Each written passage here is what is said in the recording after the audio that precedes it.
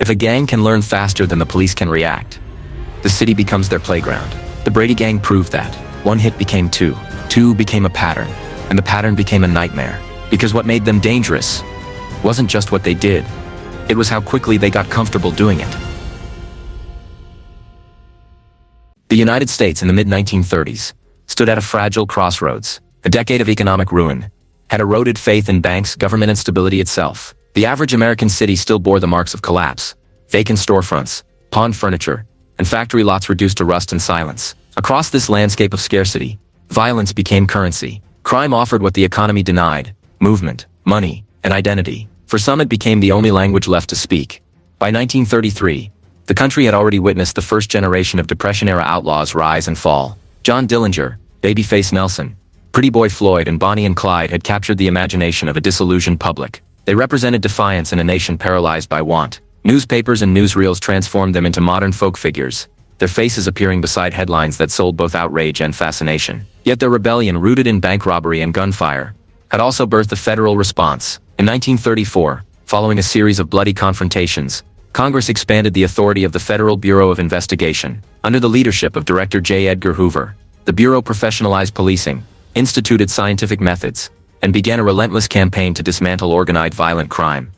It was a transformation forged in urgency. The FBI had no jurisdiction over most robberies or murders, but it could pursue criminals who crossed state lines, transported stolen goods, or used interstate commerce to evade capture. These laws, small, technical, yet revolutionary, became the scaffolding for modern federal law enforcement. The stage was set for confrontation between the newly disciplined agents of the Bureau and the remaining generation of itinerant criminals, unwilling to yield.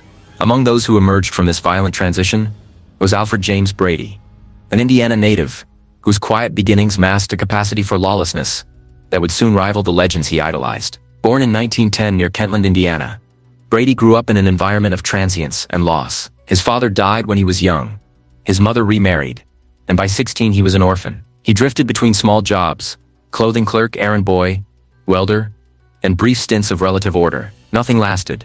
He lacked wealth, education, and prospects. What remained was ambition and resentment, a volatile combination in an era when opportunity could be seized by the barrel of a gun.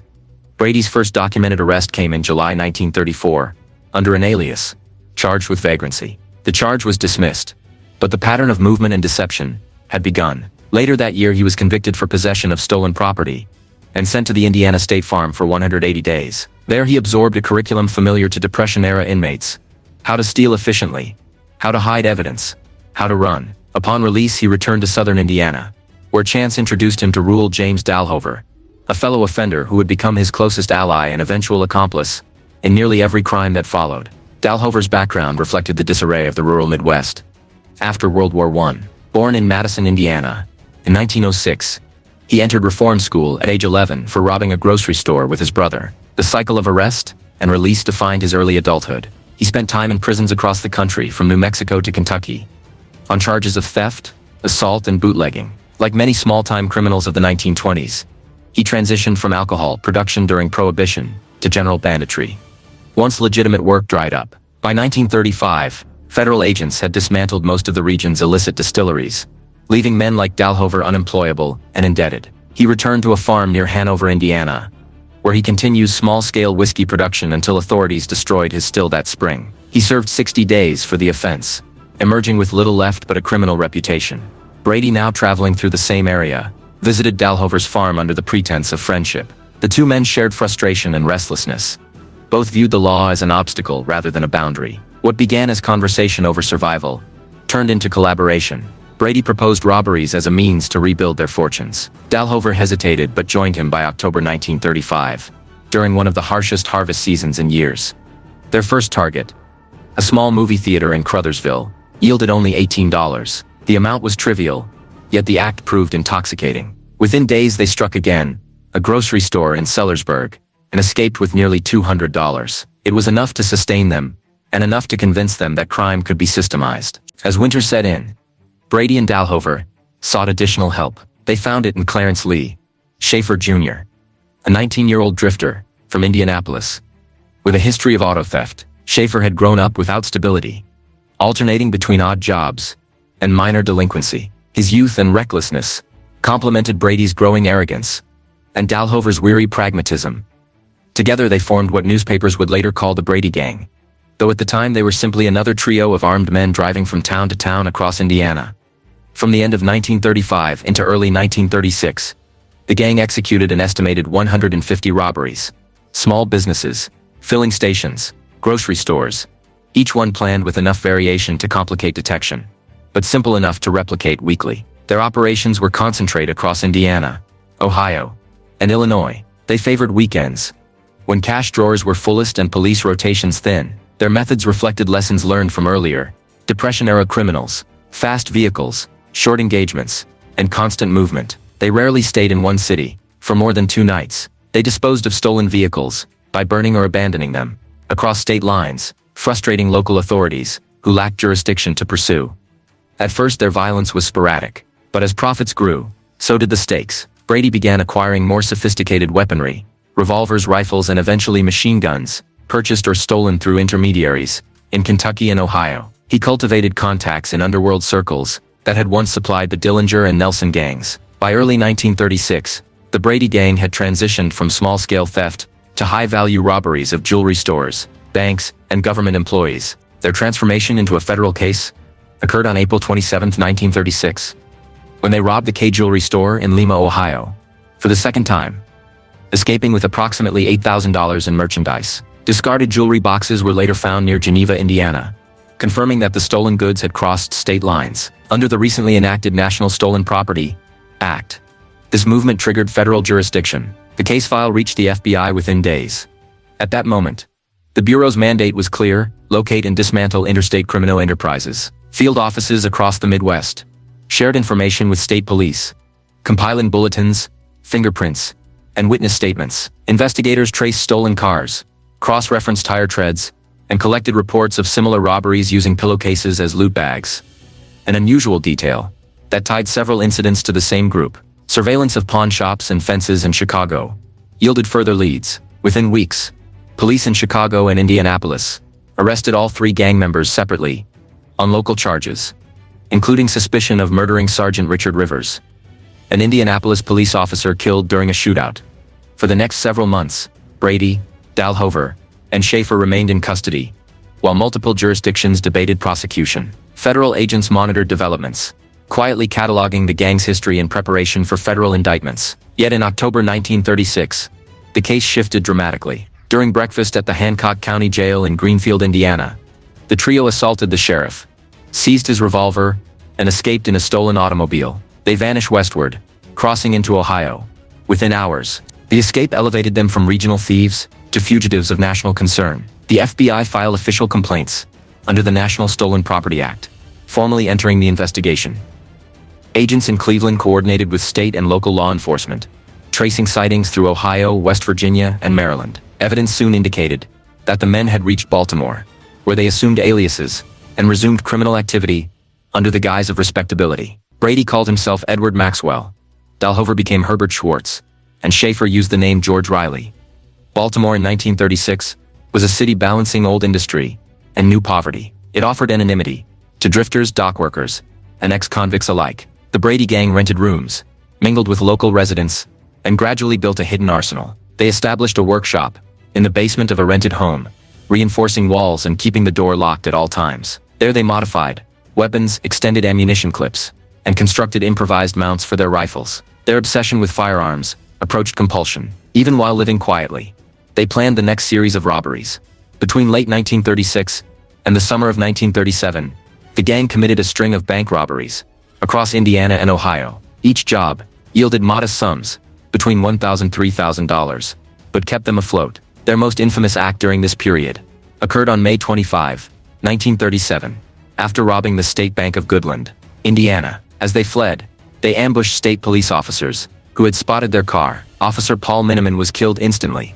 Deputy Elmer Craig was severely wounded. Brady personally stripped the revolver from Miniman's body, a grim trophy he would carry for the remainder of his life. The killing galvanized law enforcement efforts. The FBI, already tracking the gang for interstate robbery, now coordinated one of the largest manhunts in the country. Identification orders was distributed nationwide. The Attorney General authorized a $1,500 reward for their capture. Newspapers printed composite photographs. For a year, the fugitives evaded capture through constant movement. South to New Orleans, north to Chicago, east to Baltimore again. Each change of location required new vehicles, new names, and new crimes to finance their survival. By mid-1937, they were among the last active Depression-era gangs still operating. Most of their predecessors were dead or imprisoned.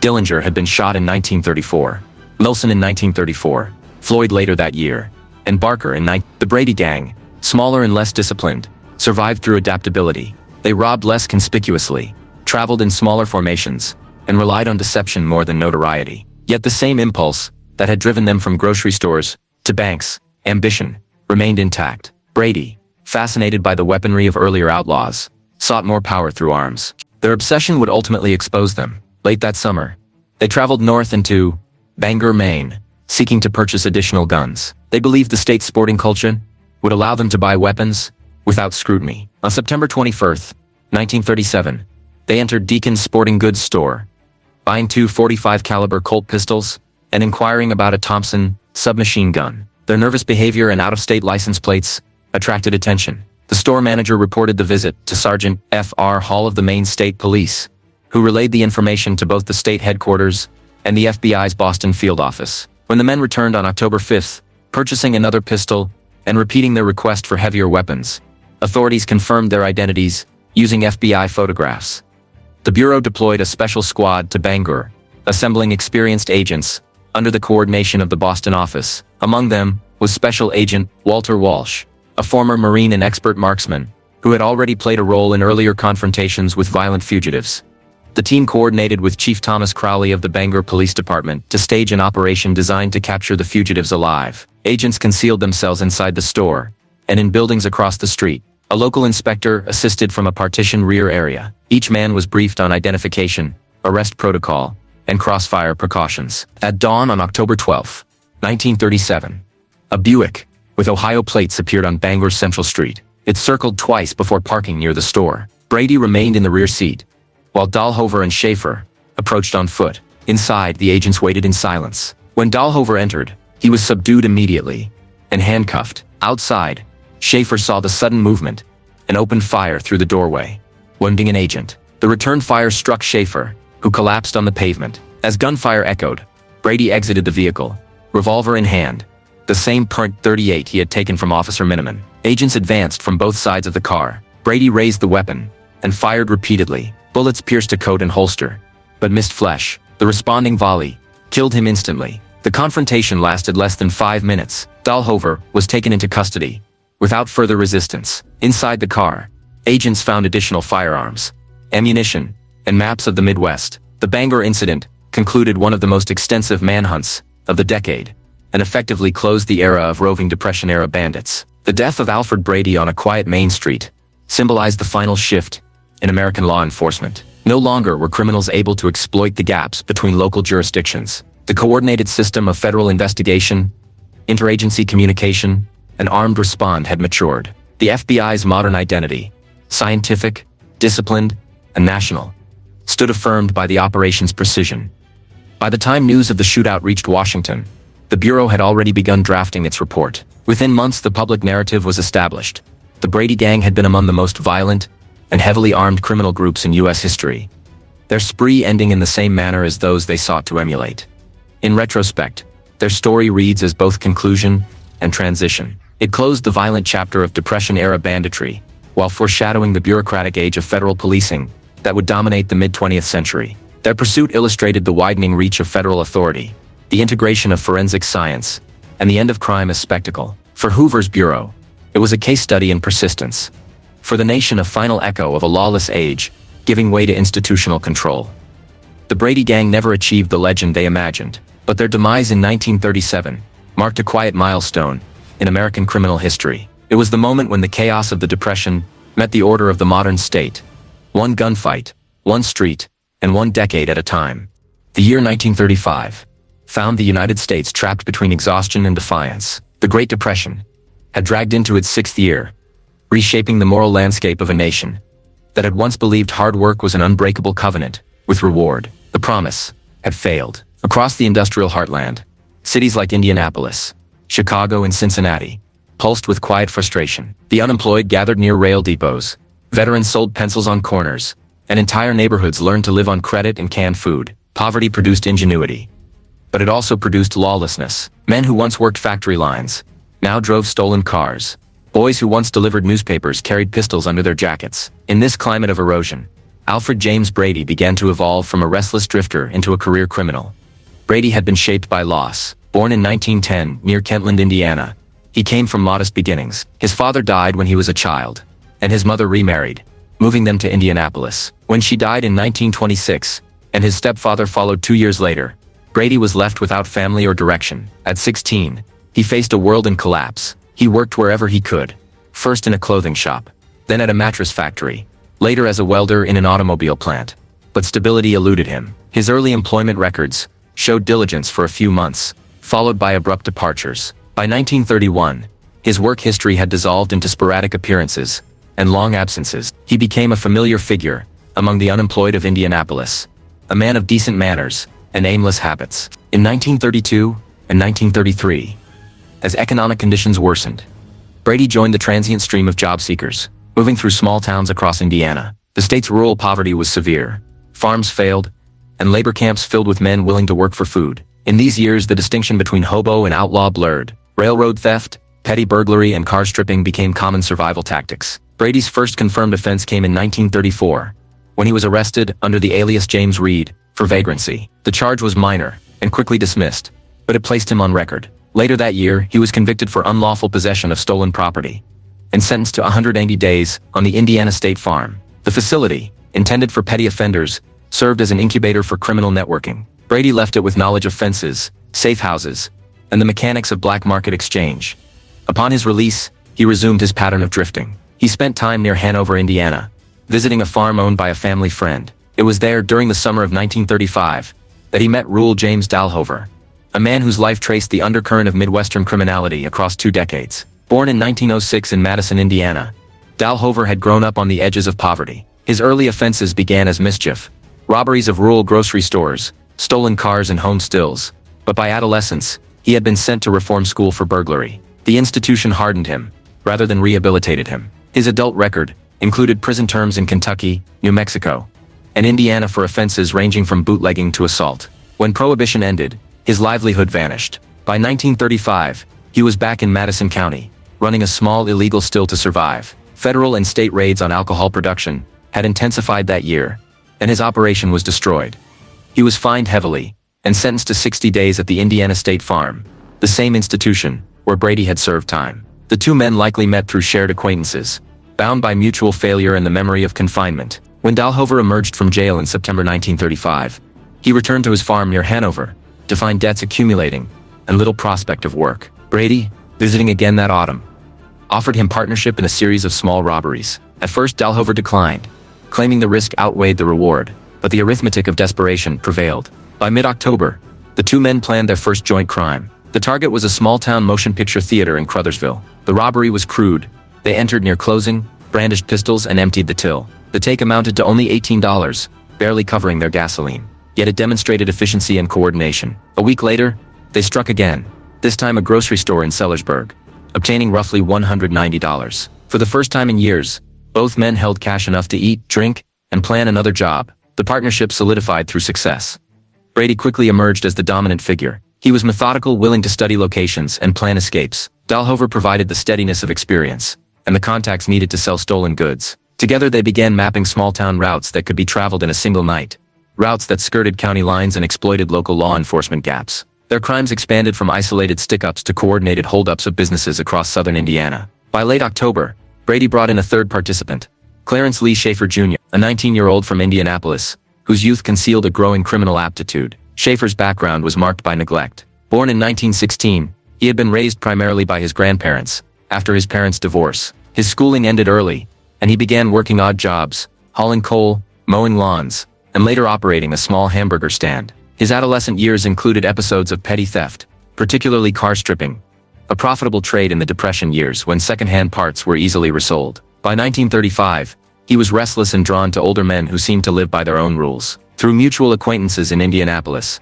he met Brady and quickly fell under his influence. Brady saw utility in Schaefer's youth, a driver, a decoy, and a man who could pass unnoticed in crowds. With the inclusion of Schaefer, the Brady Gang was formed. The arrangement was informal but efficient. Brady assumed leadership, choosing targets and determining schedules. Dahlhover managed logistics, vehicles and fencing. Schaefer handled reconnaissance and transportation. Their operational model mirrored that of earlier gangs, but on a smaller, more mobile scale. They avoided urban centers, focusing instead on rural stores where resistance was minimal and alarm systems non-existent. Weekends became their preferred window, particularly Saturday nights when cash drawers were full and police patrols thin.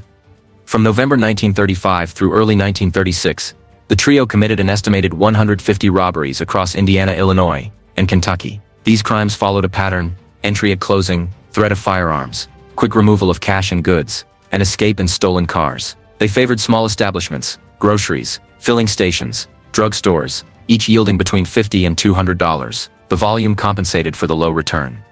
Their geographic reach expanded weekly, and their growing confidence replaced caution with routine. They began traveling in multiple cars to confuse pursuit, leaving one vehicle behind as decoy while another carried the loot across state lines. Despite their success, internal friction developed. Schaefer's immaturity clashed with Brady's discipline. He bragged in taverns and drew attention with reckless behavior. By December, Brady considered replacing him with another accomplice, Charles Geiseking, a coal hauler from Indianapolis, who had occasionally assisted them in disposing of stolen cars.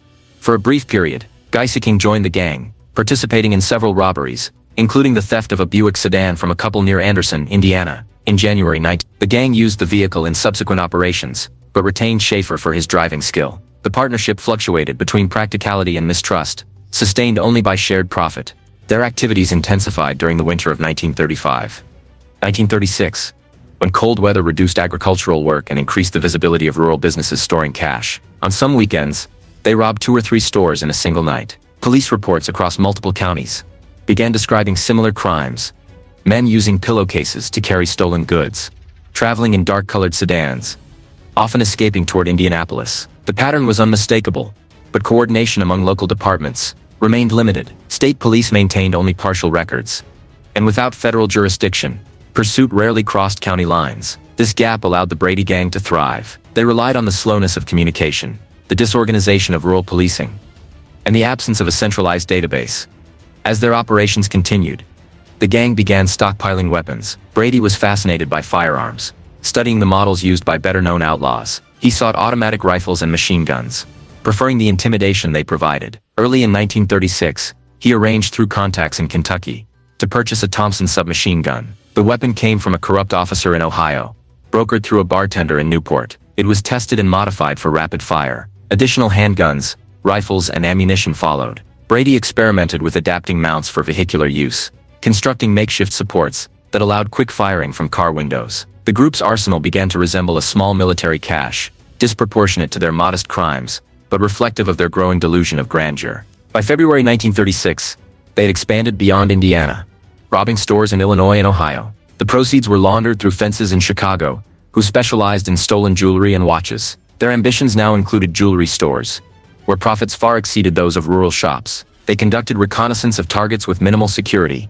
taking note of closing times and police proximity. On March 4, 1936, they robbed a jewelry store in Greenville, Ohio, seizing approximately $8,000 worth of merchandise. The operation introduced them to a higher tier of risk. With valuable goods came greater law enforcement attention. Nevertheless, the robbery emboldened them.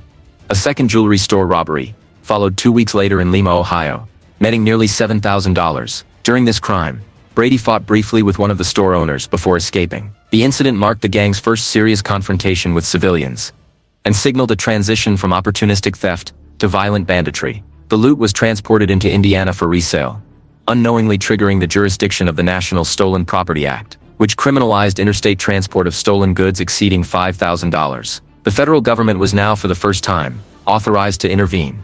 Brady's response was to accelerate. On April 27, 1936, the gang returned to Lima and robbed the same store again, this time stealing $8,000 in jewelry. Their arrogance drew notice. Local police recovered discarded boxes near Geneva, Indiana, and notified federal authorities. The FBI began compiling reports on a mobile band operating across state lines, using stolen cars and high-caliber weapons. Agents in Cleveland opened a file under the designation Brady, Alfred James et al., initiating cross-state coordination with Illinois and Indiana field offices. At this stage, The gang remained unaware of federal attention. They continued to operate with the same patterns. However, the Lima robbery produced collateral damage that changed their trajectory. During an escape from Indianapolis, following the robbery, they encountered police responding to a report from a doctor who had treated guy seeking for a gunshot wound. In the ensuing confrontation, Sergeant Richard Rivers, of the Indianapolis Police Department, was killed. The murder transformed their crimes from property offenses to capital felonies. Local law enforcement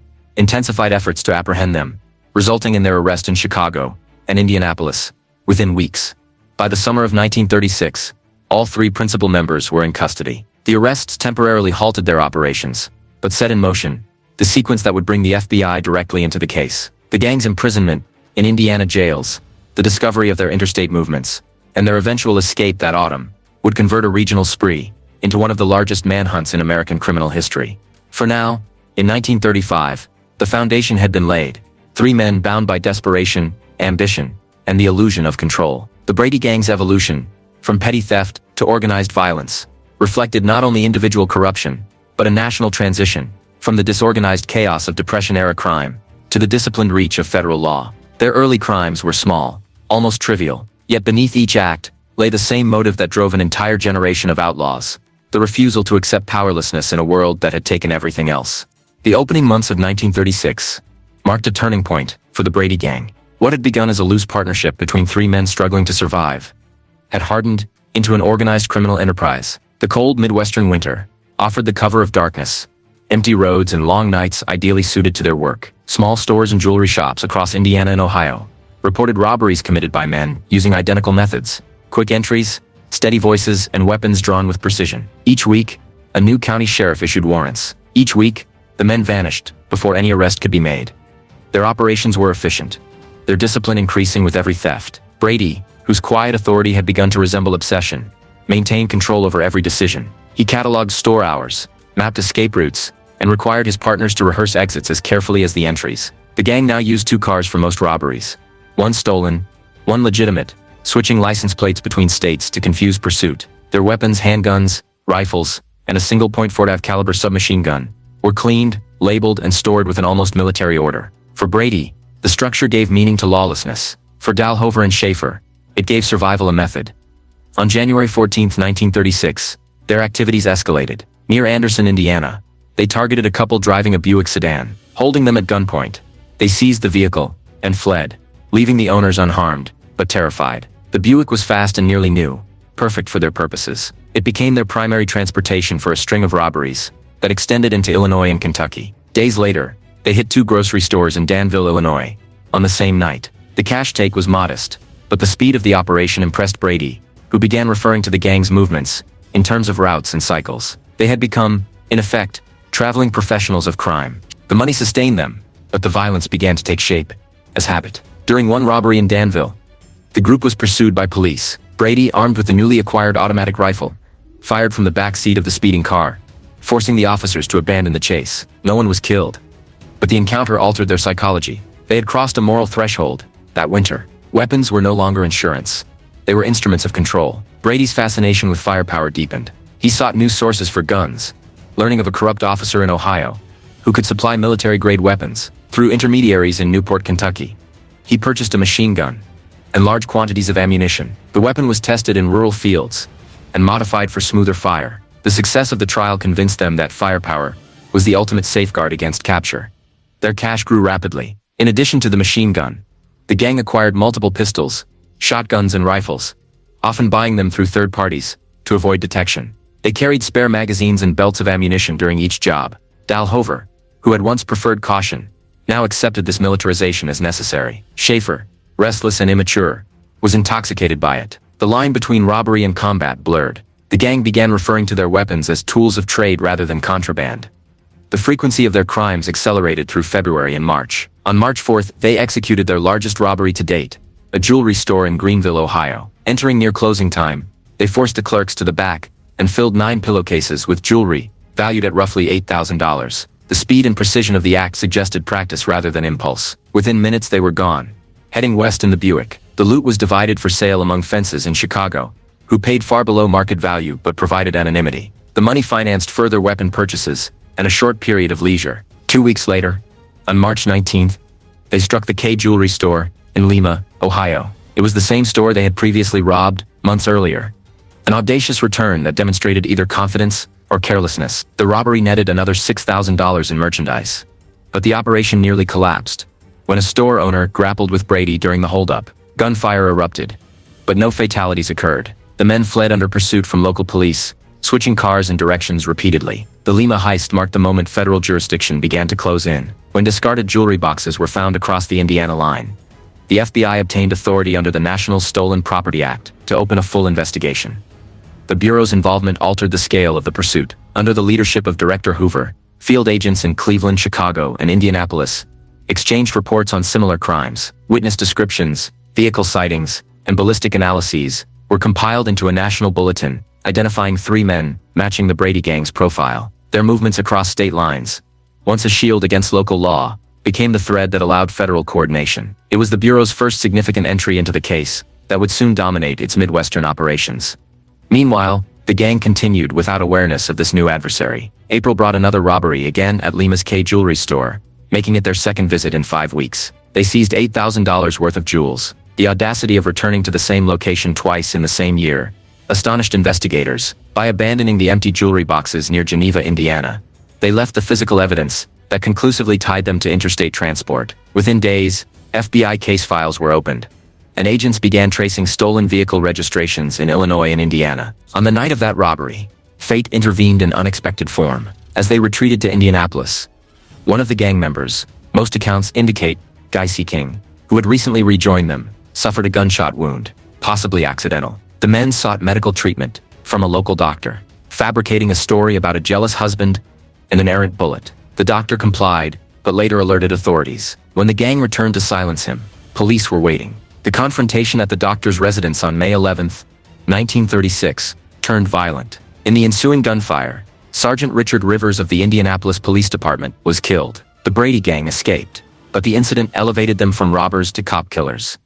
The aftermath was chaotic. Indiana police launched a statewide manhunt, coordinating with departments across neighboring states. The FBI, now officially involved, intensified its efforts. Brady and Schaefer were captured within days. Brady in Chicago, Schaefer in Indianapolis, and Dalhover shortly after in Chicago. Each was charged with the murder of Sergeant Rivers. Local jurisdictions claimed custody, and the men were imprisoned pending trial. For a brief moment, it appeared the spree had ended. The summer of 1936 passed quietly, while the gang remained behind bars. Federal agents used the lull to reconstruct their history. Investigators cross-checked robberies from 1935 onward, linking the trio to more than 100 incidents across Indiana, Ohio, Illinois, and Kentucky. They documented stolen vehicles, traced pawned jewelry, and collected statements from witnesses who had encountered them. The FBI's internal memoranda from this period reflected growing respect for their organization and an acknowledgement of their unpredictability. By autumn, however, the narrative changed again. On October 11, 1936, during the morning meal at the Hancock County Jail in Greenfield, Indiana, Brady, Dalhover, and Schaefer attacked the sheriff, overpowered him, and seized his revolver. They stole a passing automobile and fled, leaving the sheriff wounded. Within hours, they were over the Ohio border. The escape reignited national attention and prompted the FBI to file formal complaints, charging them under federal law. Posters bearing their names and photographs were distributed nationwide. The Bureau's field offices began one of the most extensive fugitive searches of the decade. The gang, now fully aware of their federal status, adapted their methods. They abandoned Indiana, moving east through Ohio and into West Virginia. There they burglarized a home in Gallipolis, stealing clothing and supplies before heading to Baltimore, Maryland. The city offered anonymity and infrastructure, dockyards, transient housing, and easy access to firearms through pawn shops. Brady assumed the alias Edward Maxwell, Dalhover became Herbert Schwartz, and Schaefer took the name George Riley. Under these identities, they rented rooms and began to rebuild their network. Baltimore in 1936 was ideal for fugitives. The Depression had left parts of the city impoverished, and the influx of displaced workers created neighborhoods where no one asked questions. The gang maintained a low profile, refraining from large robberies for several months. They invested instead in preparation. In the basement of a rented house, they constructed a workshop equipped with vises, metal files, and welding torches. There they modified firearms, lengthening barrels, smoothing triggers, and constructing custom clips. Their technical competence surprised later investigators, who found the room outfitted with diagrams and mechanical notes. During this period, Brady's fixation on armament intensified. The group acquired multiple .45 caliber pistols, rifles, and ammunition by mail order and through black market dealers. They practiced firing in rural areas outside the city, taking care to rotate locations. The cache they built would later astonish the FBI: machine guns, automatic pistols, rifles, and even tear gas grenades. They believed quantity ensured safety. Their arsenal was both psychological armor and tactical strategy, an illusion of invincibility sustained by steel and powder. By the end of 1936, the Brady Gang had transitioned from thieves to militarized fugitives. Their operational habits, constant movement, stolen cars, and false identities made them difficult to locate. They financed their survival through small robberies of grocery stores in Maryland and neighboring states, always distant enough from Baltimore to avoid recognition. These crimes were small, but symbolic, maintaining their confidence, while the FBI tightened its network. The Bureau circulated identification orders to every police department in the country, warning that the men were armed, dangerous, and responsible for multiple murders. In December 1936, the gang returned to Indiana, briefly to rob the State Bank of Carthage, escaping with just over $2,000. The act confirmed to federal agents that they remained active and mobile. It also exposed their enduring pattern, returning to familiar states, despite rising risk. The following month, they would strike again, escalating toward the violent peak that would define 1937. For the FBI, 1936 ended with the realization that the Brady Gang represented a new breed of criminal. Unlike the flamboyant figures of earlier years, they operated without fame or ideology. They were practical, organized, and motivated solely by profit and survival. Their crimes were smaller in scale, but greater in persistence. To agents tracking them, this made them more dangerous. They would not seek headlines. They would simply continue until stopped. As winter deepened, and the country turned its attention to economic recovery and impending political change, the Bureau's case files on the Brady Gang grew thicker. The men were ghosts moving along America's secondary roads, living by deception, armed beyond reason, and increasingly convinced that no law could catch them. The coming year would prove them wrong. By the close of 1936, the Brady Gang had become more than a regional nuisance. Their crimes now bridged states. Their weapons rivaled those of law enforcement, and their notoriety had entered the official language of the Federal Bureau of Investigation. What had once been a sequence of robberies had hardened into a campaign of fugitivity, and the Bureau's growing apparatus of federal pursuit had fixed its attention upon them. The escape from the Hancock County Jail in October had transformed a local case into a matter of national coordination. Inside FBI headquarters, Director J. Edgar Hoover's insistence on efficiency turned the Manhunt into a test of the Bureau's expanding system, its ability to track, analyze, and strike across jurisdictional lines.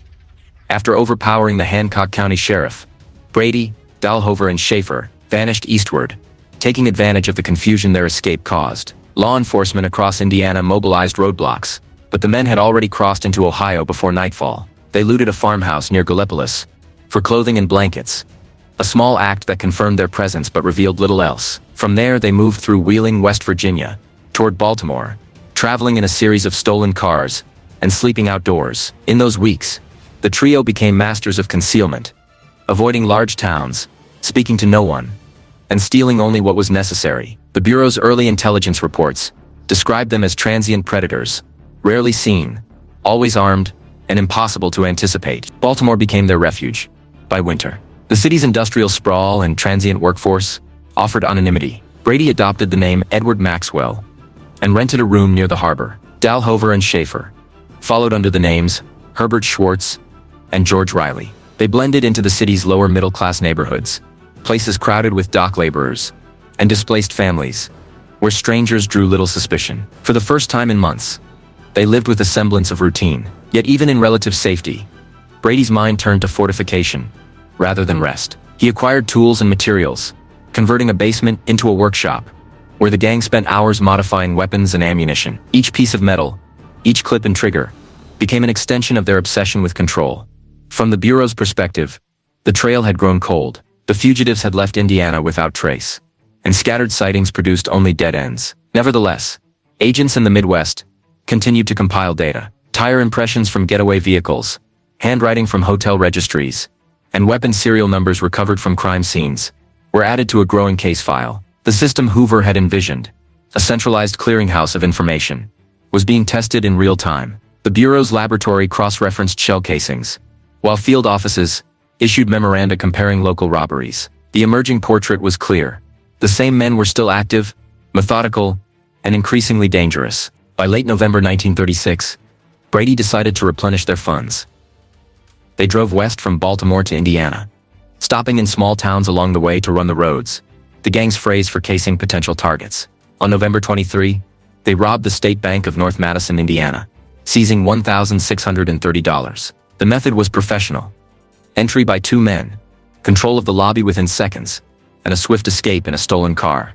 Days later, back in Maryland, they celebrated quietly, buying new clothes and dining in local restaurants, under assumed names. Their confidence grew as quickly as their sense of invulnerability. The robbery's proceeds were modest, but it confirmed that distance offered no deterrent. Weeks later, on December 15, 1936, the gang struck again, this time at the State Bank of Carthage, Indiana.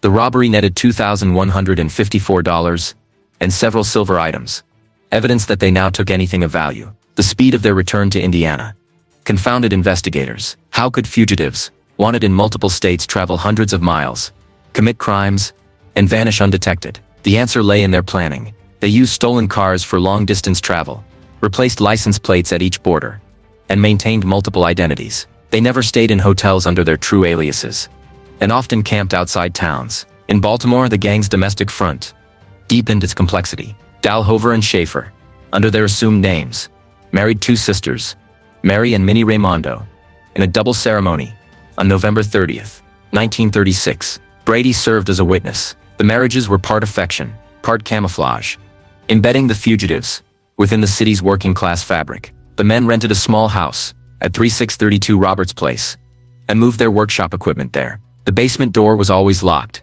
Even the wives were forbidden entry. Neighbors described the household as quiet, the men polite, but secretive. They posed as small business owners in the furniture trade, a story supported by their occasional purchase of woodworking tools and supplies. While they attempted domestic normalcy, their preparation for violence never ceased. The basement became a laboratory of criminal engineering. Agents would later find diagrams, tools, and spare barrels arranged with meticulous care. Brady visited pawn shops across the city, buying ammunition and testing new designs. The men purchased 2 long-range rifles and multiple pistols, adding to an arsenal that already surpassed anything the local police could muster. To maintain proficiency, they practiced in isolated stretches of countryside, leaving behind scattered shell casings that would later tie them to the region. By early 1937, the Brady Gang had achieved what most fugitives could not: an operational equilibrium between concealment and activity. They alternated between periods of quiet domestic life and sudden violence, ensuring that their crimes appeared random and unconnected. Yet the illusion of stability could not last. Their expenses increased, their need for money constant, and their methods risked exposure. In April 1937, after months of relative calm, they decided to rob again. On April 26, they departed Baltimore in a stolen Buick sedan, traveling west toward Indiana. The following day, they held up the farmland branch of the People's Loan and Trust Company in Winchester, seizing approximately $1,427. The robbery was executed with the same precision as before. Brady and Dalhover entered the bank, while Schaefer waited at the wheel. Within minutes they were gone, driving east through Ohio back toward Baltimore. The return route demonstrated the logistical mastery that characterized their operations. They refueled at obscure stations, slept in the car, and avoided major highways.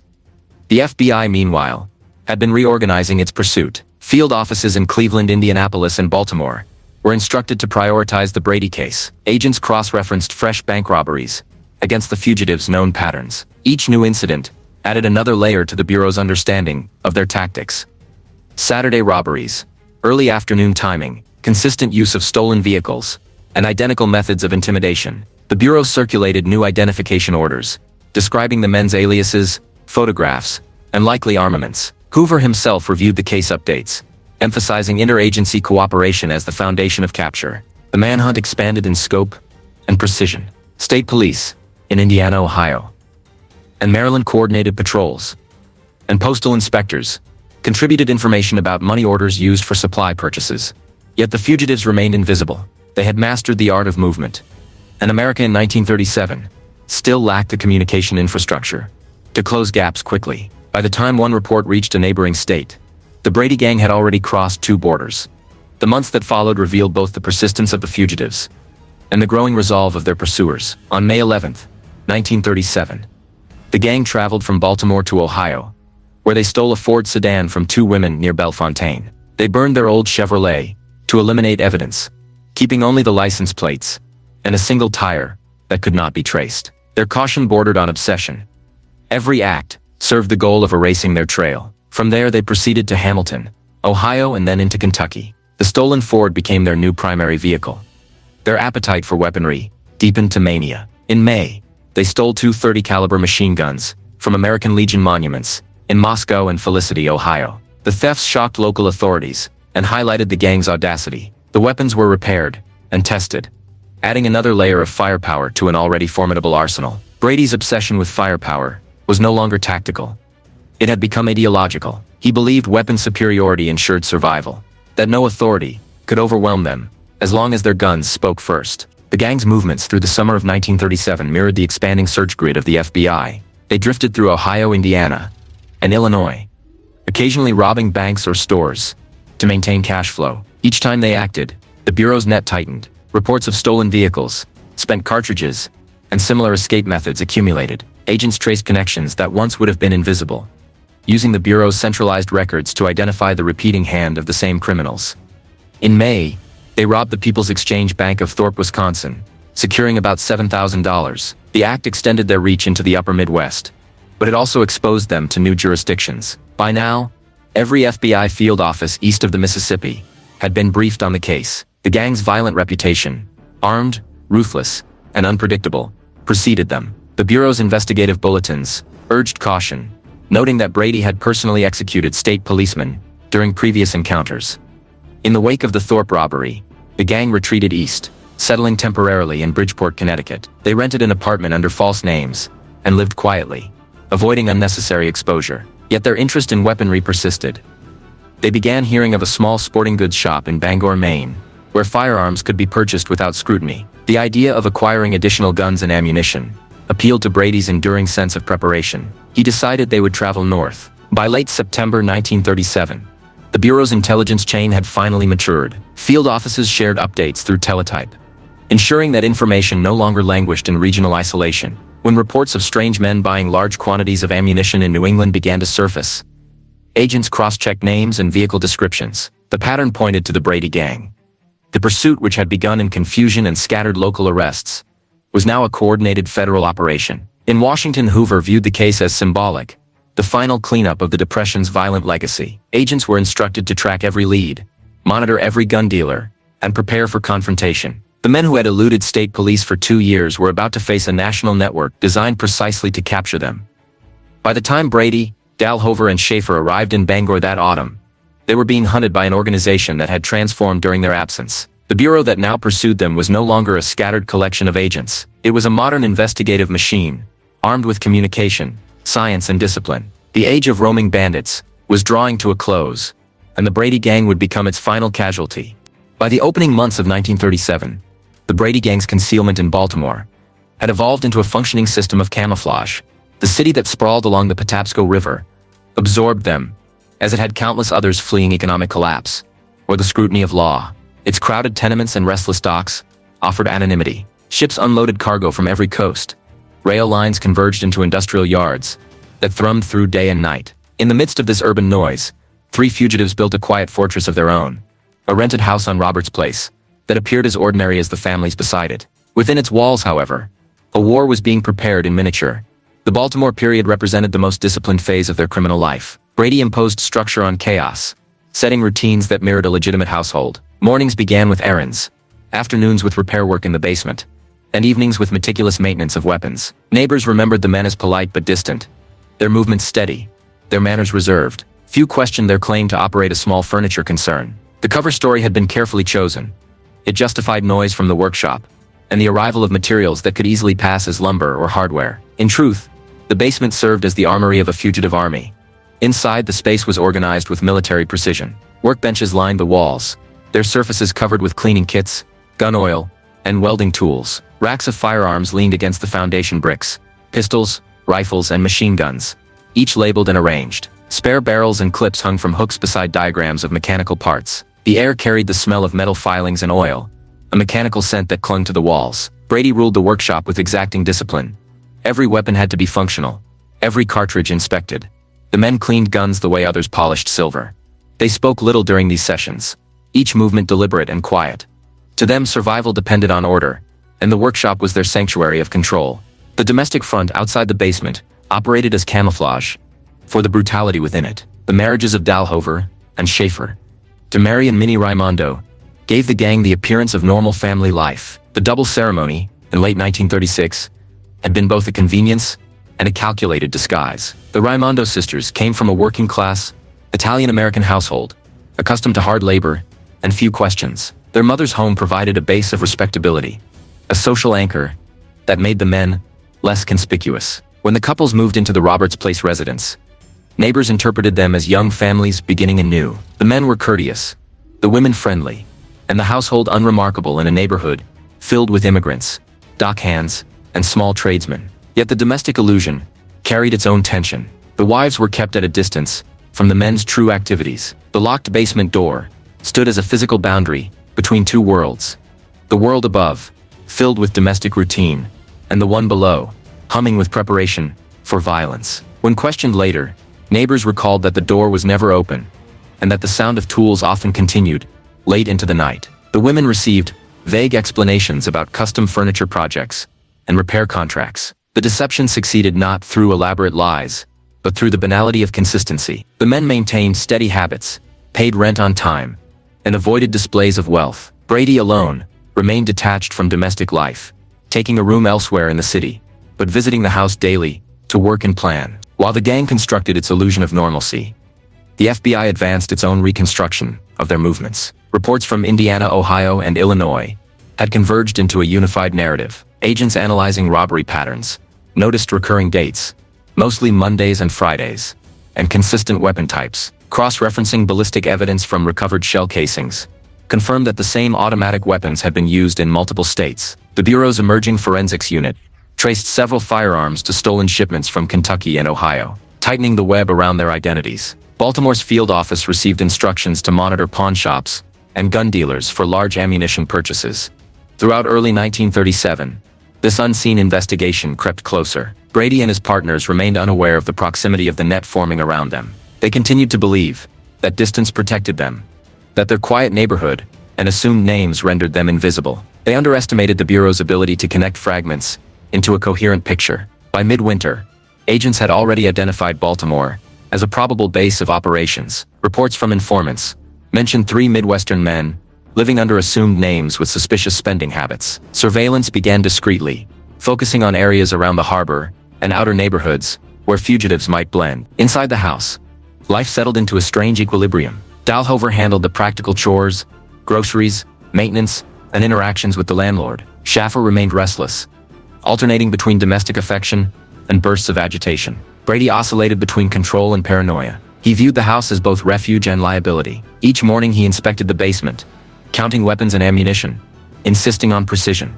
The arsenal expanded relentlessly. 8.45 caliber pistols, 7.38 revolvers, 5 rifles, multiple shotguns, and a growing collection of automatic weapons, stolen or purchased through intermediaries. They possessed more firepower than the average police department. The weapons defined their psychology. Brady's fascination had turned to mania, a belief that invincibility could be engineered through preparation. He spent hours designing modifications, longer magazines, reinforced firing pins, custom mounts for firing from vehicles. Dalhover documented the adjustments in neat handwriting, labeling each diagram with dates and measurements. The process gave them purpose and an illusion of progress. They were fugitives, building a fortress of metal and calculation, convinced that control of technology equaled control of fate. Their isolation deepened in proportion to their arsenal. Brady discouraged visitors, insisting that contact with outsiders endangered their security. The women adapted to this cloistered existence, assuming their husbands' caution stemmed from legitimate business concerns. They cooked, cleaned, and maintained appearances, while the men retreated further underground. Occasionally, the gang ventured out to local taverns or skating rinks, adopting the casual leisure of ordinary citizens. These brief forays into public life reinforced the illusion of normalcy, but did little to relieve the mounting pressure. Beneath the surface, paranoia grew. Brady noticed unfamiliar cars on nearby streets and began interpreting coincidences as surveillance. He insisted on rotating meeting places and developed escape routines for each route out of the neighborhood. The others followed his instructions, aware that their leader's caution was all that stood between them and capture. Yet such vigilance carried its own cost. The psychological weight of concealment compressed daily life into a constant state of tension. The basement workshop, once a space of control, became an echo chamber of fear.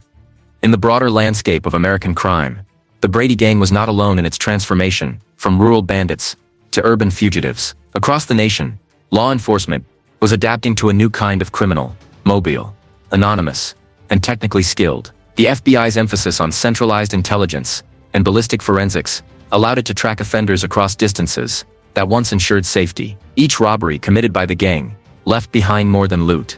It left a data point, a shell casing, a tire track, a serial number that could be cataloged and compared. Baltimore's anonymity could not shield them indefinitely. By spring, the domestic calm began to fracture. Money was running low. The funds from their late 1936 robberies had dwindled, consumed by rent, supplies, and constant travel. Brady, unwilling to risk exposure in Baltimore, began planning a new series of robberies in the Midwest. The decision reignited the tension that had defined their earlier years. Dalhover worried about the risks, recognizing that each job brought them closer to confrontation with law enforcement. Schaefer, impulsive and eager for movement, sided with Brady. The preparation for renewed robbery began quietly: maintenance of vehicles, testing of weapons, and careful study of maps. At the same time, the FBI's intelligence grew sharper. Agents traced ammunition shipments to Baltimore distributors, cross-referencing purchasers with local addresses. The alias Edward Maxwell appeared in connection with minor purchases, enough to alert investigators. Field surveillance increased subtly, though without confirmation of the gang's exact location. The Bureau's network of informants expanded, reaching into pawn shops and small dealers. By early summer, the name Brady resurfaced in internal memos as a probable match to the suspects living under assumed names in the city. Inside the Roberts Place house, the atmosphere thickened. The heat of Baltimore's summer added physical discomfort to psychological strain. The men worked shirtless in the basement, oiling weapons and reinforcing storage chests. The wives noticed the smell of gun oil permeating through the floorboards but said nothing. The secrecy that had once protected them now isolated them completely. Dalhover's marriage began to fray under the pressure of confinement. Schaefer, younger and more volatile, alternated between affection and withdrawal. Brady, unattached and increasingly detached, maintained authority through quiet dominance. By mid-1937, the workshop had reached its full capacity. Agents would later describe the arsenal as astonishing. Dozens of pistols, multiple machine guns, and cases of ammunition, arranged as though for deployment. The men had created an armory, capable of sustaining a siege.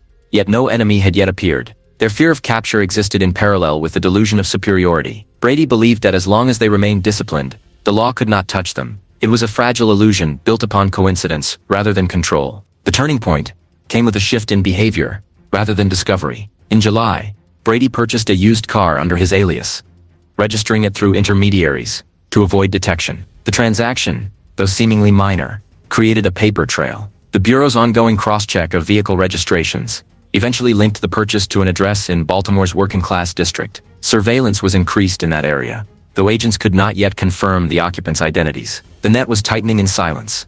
Meanwhile, the psychological confinement inside the house reached breaking point. Schaefer, restless and emboldened, began venturing out more frequently. He visited local roller skating rinks and taverns, places where the anonymity of crowds provided temporary freedom. Brady tolerated these excursions, only because they maintained the appearance of normal life. Yet each outing increased risk. The contrast between their domestic caution and Schaefer's impulsiveness mirrored the gang's internal decay. They had built a fortress, but it was beginning to crumble from within.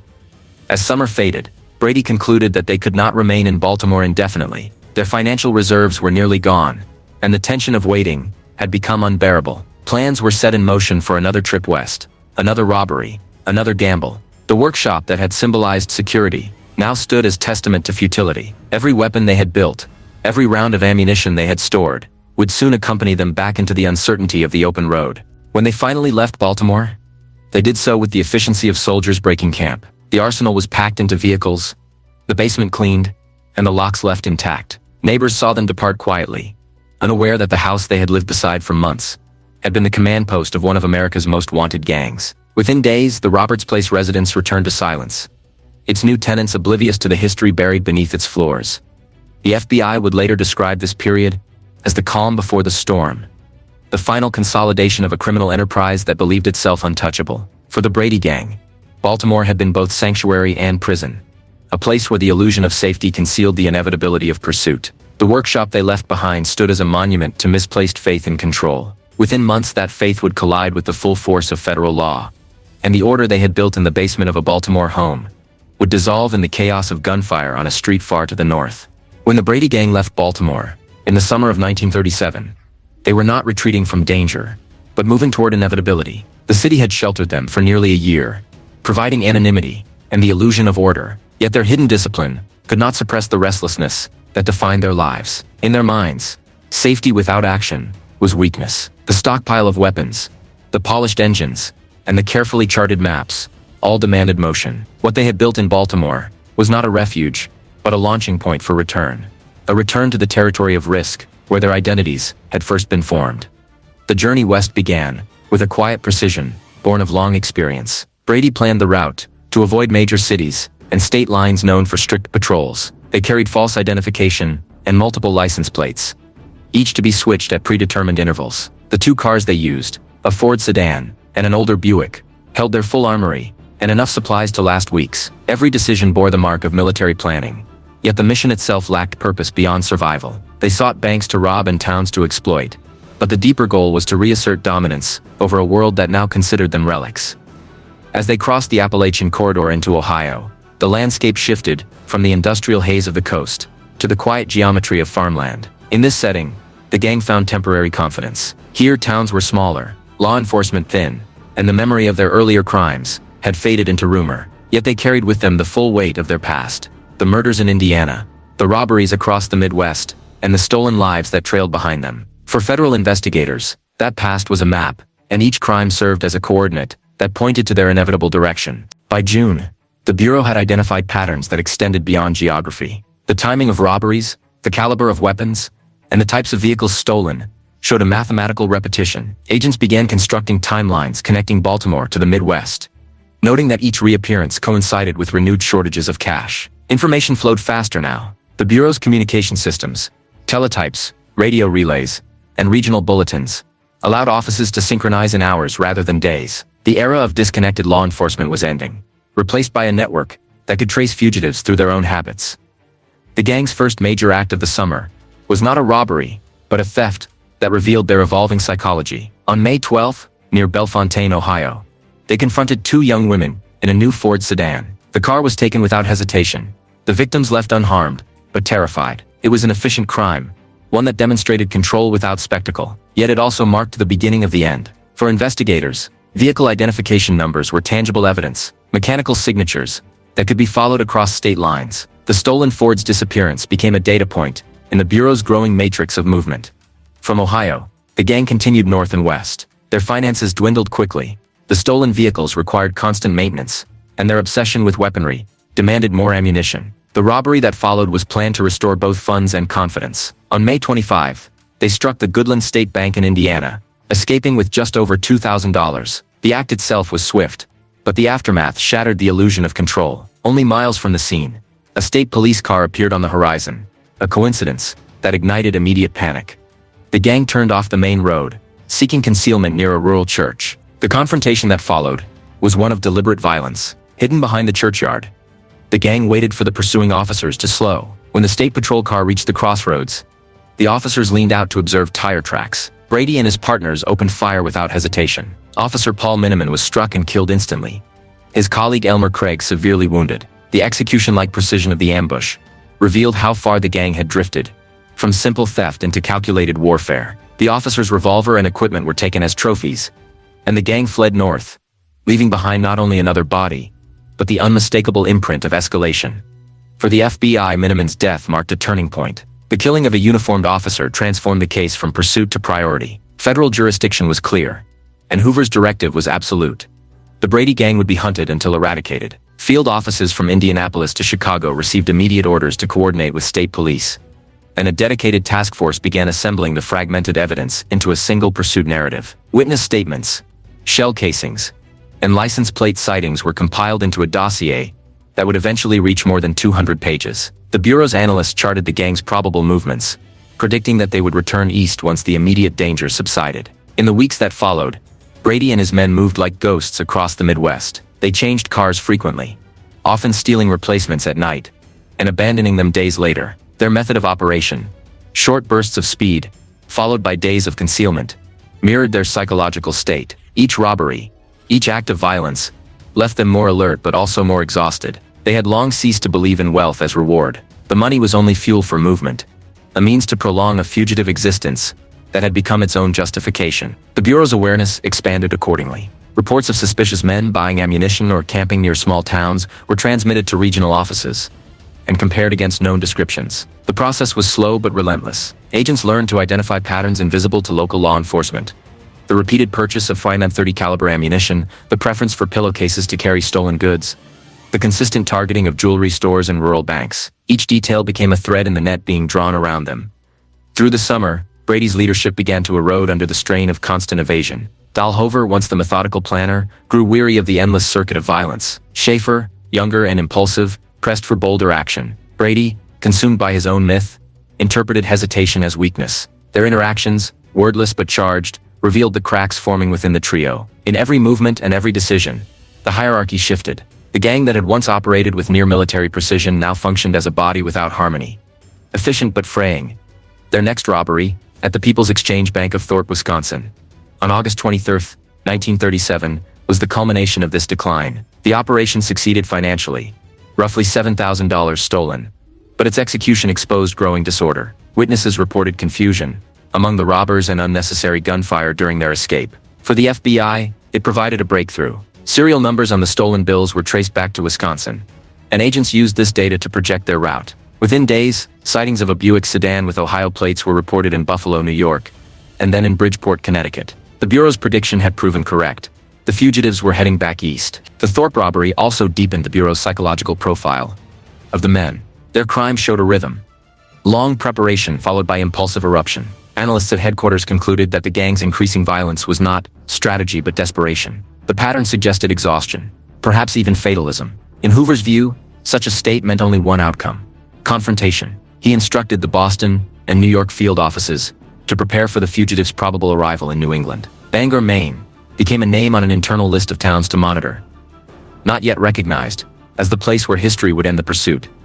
As the summer waned, the Brady Gang's existence narrowed into repetition. They drove by night, slept in abandoned cabins, and counted their dwindling funds. The arsenal they carried had become both burden and talisman. Each weapon was cleaned daily, oiled, and wrapped, as though maintenance could preserve their invulnerability. Yet every gun also tied them to a past that law enforcement had already mapped. The Bureau now knew the calibers, models, and even serial sequences of their preferred arms. Ballistic evidence from Thorpe matched casings from earlier robberies in Ohio and Indiana, creating an unbroken forensic chain.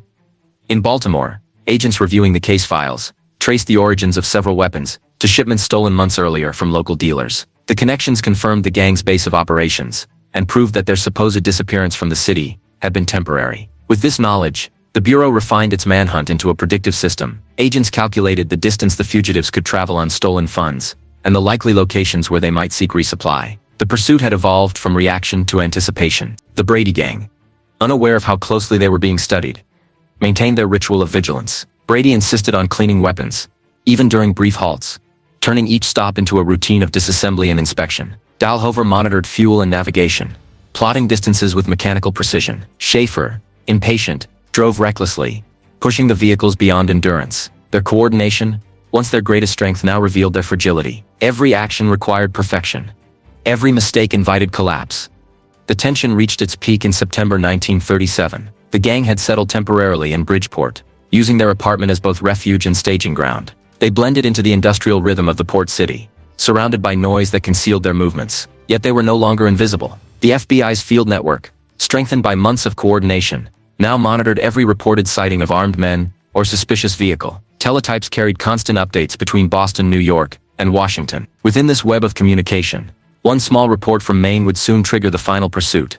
That report came from a sporting goods dealer in Bangor, who noted 3 strangers purchasing multiple .45 caliber pistols and inquiring about submachine guns. The information, relayed first to local police and then to the Maine State Police, reached the Bureau's Boston office within hours. Agents compared the descriptions to existing profiles and found them nearly identical to the Brady trio. The pattern of behavior, heavy armament, interest in additional weapons, and intent to return fit perfectly within their established psychology. The Bureau's response was immediate. For the fugitives, Bangor represented opportunity.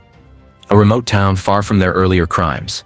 A place where they believed questions were fewer and transactions easier. For the FBI, it became the inevitable convergence point of years of pursuit. The communication chain that followed was a model of the Bureau's new efficiency. Headquarters was alerted. Field agents were dispatched. Coordination with local law enforcement was arranged. The plan was simple and final. The next time the men appeared, they would not escape.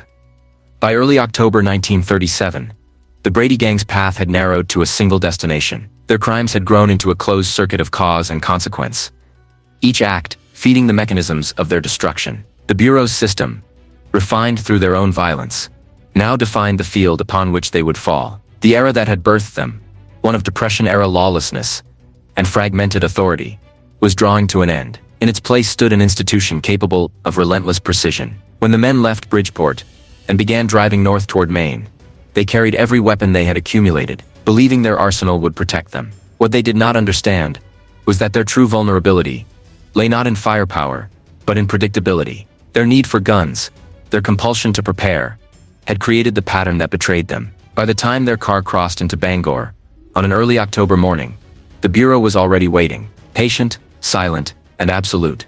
By early October 1937, the Federal Bureau of Investigation had reached the culmination of a pursuit that had lasted nearly 2 years. The Brady Gang, long a phantom presence across the Midwest, had finally surfaced in the far northeast corner of the country. The clue came, not from a high-level informant or intercepted message, but from the observant routine of a store clerk in Bangor, Maine. That single observation, 3 men purchasing multiple handguns and requesting a machine gun, became the thread that drew the Bureau's tightening web to its end. The information moved swiftly through official channels. The clerk's report reached Sergeant F.R. Hall of the Maine State Police, who recognized the potential significance of the inquiry. Hall transmitted the details to Chief Wilbur Tooley at Augusta, who in turn contacted the FBI's Boston Field Division. Within hours, Bureau analysts compared the physical descriptions to existing fugitives and found a near-perfect match with Alfred James Brady, James Dalhover, and Clarence Lee Schaefer Jr. The behavioral markers, large volume firearm purchases, requests for automatic weapons, and plans to return within days aligned precisely with the established patterns of the Brady Gang. For the first time since their disappearance from the Midwest, the Bureau had a fixed point on the map. The response was methodical and restrained. The Boston field office relayed the intelligence to Washington, and authorization was given to assemble a dedicated arrest team. Agents selected for the operation were veterans of violent pursuits, including members who had previously engaged armed fugitives in the field. Among them was Special Agent Walter Walsh, a marksman with an unbroken record of accuracy and composure under fire. The operation would serve as both a tactical strike and a symbolic conclusion to the Bureau's long campaign against the last of the Depression-era bandits. Bangor, with its quiet streets and compact commercial district, was an unlikely stage for such an encounter. In 1937, it was a regional hub for lumber and small manufacturing, its rhythm unhurried, its population modest. Few residents could have imagined that some of the nation's most wanted fugitives would choose it as a destination. The agents arriving in the city did so quietly, filtering in over several days to avoid drawing attention. Each carried false credentials and minimal luggage, posing as traveling salesmen or government clerks. Their base of coordination was a small office borrowed from local authorities, where they reviewed photographs, verified weapon specifications, and outlined the engagement plan. The operation's design emphasized control, containment, and precision. The Bureau had learned through experience that high-profile raids often collapsed into chaos. In Bangor, the objective was not spectacle, but certainty. Agents divided into 3 functional groups: the store surveillance unit, the street interception team, and the support perimeter. Communication between them was handled through prearranged signals, rather than radio, reducing the risk of exposure. The Maine State Police provided logistical support, securing unmarked vehicles, and mapping secondary roads for pursuit if escape occurred. Every detail was rehearsed, from the positioning of shooters to the method of handcuffing suspects once secured. At the center of the operation stood the Dakin Sporting Goods store on Central Street, a modest establishment with glass front windows and a narrow interior lined with wooden display cases. It was here that the fugitives had purchased their pistols and ammunition in late September, and where they had promised to return for additional equipment. The store's manager cooperated fully, allowing an agent to assume the role of clerk and others to occupy concealed positions. Behind a partition near the rear, 2 agents and a city police inspector took cover, while across the street, a second group established an observation post in a building overlooking the storefront. The final briefing took place on the evening of October 11. Weather forecasts predicted clear skies the next morning, favorable for visibility. The operational order was simple: allow the suspects to enter the store, confirm identification, and execute immediate apprehension, with minimal risk to civilians. Should the fugitives resist, agents were authorized to return fire decisively. Brady's history of violence, including the murders of police officers, left no doubt that resistance was probable. The city's police chief, Thomas I Crowley, reviewed the plan with the Bureau and positioned local officers at key intersections to restrict traffic flow. At dawn on October 12, Bangor stirred to its ordinary routine. The streets filled gradually with workers and delivery trucks. Inside the sporting goods store, the agents assumed their positions. One man stood behind the counter, pretending to rearrange merchandise, while others waited in the shadows, behind the partition. Across the street, binoculars tracked each passing car. The stillness of anticipation settled over the scene, the kind that precedes irrevocable events. At approximately 8:30 a.m., a dark Buick sedan, bearing Ohio license plates, turned onto Central Street. Observers across the street confirmed 3 occupants, one in the driver's seat, another beside him, and a third in the rear. The vehicle passed the store once, continued to the end of the block, then circled back. This pattern, typical of the gang's cautious approach, signaled that they were verifying the surroundings before stopping. On the second pass, the car slowed and parked a few doors away. The driver and front passenger stepped out while the man in the back remained seated. Inside the store, agents watched through the glass as the 2 men approached. The first entered, the second lingered momentarily near the door, before taking up a position on the sidewalk. The clerk inside recognized the man at once.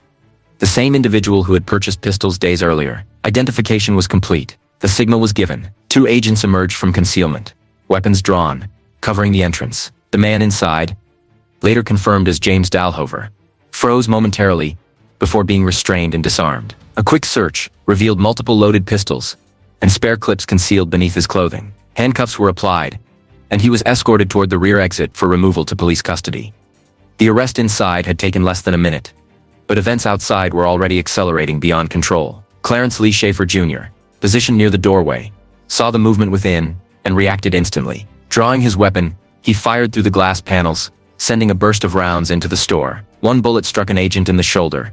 Others shattered displays and tore through the air above the counter. The agents inside returned fire through the broken glass, forcing Schaefer backward onto the sidewalk. He attempted to move toward the street, but collapsed within seconds, mortally wounded, his pistol still clutched in his hand. The exchange was brief, violent, and decisive. Across the street, attention shifted to the Buick. Alfred Brady remained in the rear seat, observing the chaos unfolding a short distance away. 2 agents approached from opposite sides, weapons drawn but disciplined, their movements synchronized. They identified themselves as federal officers and ordered him to surrender. Brady raised his hands briefly, appearing to comply, but then slid sideways along the seat toward the door. As he exited, he drew a revolver, the same weapon taken from the body of the slain Indiana State Policeman, Paul Miniman, months earlier. The motion was fluid, practiced, and final. The agents fired simultaneously. Brady's revolver discharged 4 rounds in rapid succession, one bullet passing so close that it pierced the coat and holster of the nearest agent, without striking flesh. A concentrated volley followed, and Brady fell in the middle of the street beside the open car door. When the smoke cleared, he was motionless. His revolver lay at his side, still warm. On his body, agents found additional pistols, a .32 automatic and a .45 automatic, each loaded and ready for use. The entire engagement lasted less than 5 minutes. Civilians nearby, drawn by the sound of gunfire, were quickly dispersed by police. Ambulances arrived, but both Brady and Schaefer were beyond aid. Dalhover, handcuffed and silent, was transported under heavy guard to the Bangor Police Department for interrogation and identification. The calm that settled afterward was marked by the mechanical precision of procedure. Weapons were catalogued, shell casings collected, and photographs taken. Within hours, telegrams confirmed to Washington that the Brady Gang had been neutralized. The aftermath revealed the scale of the gang's preparation and the inevitability of their destruction. The Buick contained an arsenal, rifles, pistols, thousands of rounds of ammunition, and the same pillowcases once used to carry stolen jewelry. Each weapon was carefully oiled, labeled, and stored, a portable version of the Baltimore workshop they had left behind. The thoroughness of their armament contrasted sharply with the futility of its use. Against the disciplined coordination of the Bureau, their excess firepower had become irrelevant. At FBI headquarters, the report arrived by telegraph. Later that morning, the summary was concise. 2 fugitives dead, 1 in custody, no civilian casualties for Hoover and the Bureau's leadership. The operation represented the successful application of centralized intelligence and modern coordination. the principles upon which the Bureau's reputation had been built. The victory in Bangor was not merely the end of a manhunt, but a demonstration of institutional evolution. The days of individual lawmen chasing outlaws across state lines had given way to a system governed by data, discipline, and federal authority. In Bangor, local newspapers carried the story within hours. Photographs of the crime scene showed Brady's body beside the car, agents standing guard amid scattered shell casings. The headlines framed the event as the final chapter in a saga that had begun with John Dillinger and ended on a quiet Main street. For the residents of the city, it was a brief intrusion of national history into local life. For the Bureau, it was confirmation that the era of the roaming gangster was over. The investigation continued in the days that followed. Agents examined every firearm recovered from the car, tracing serial numbers to previous robberies and establishing ballistic connections across multiple states. The results confirmed the breadth of the gang's criminal record: murders, robberies, vehicle thefts, and violations of federal transport laws. Each piece of evidence was added to the case file, now transformed from a pursuit record into a historical archive of closure. James Dalhover, the surviving member, was returned to Indiana to stand trial for the murder of Officer Miniman.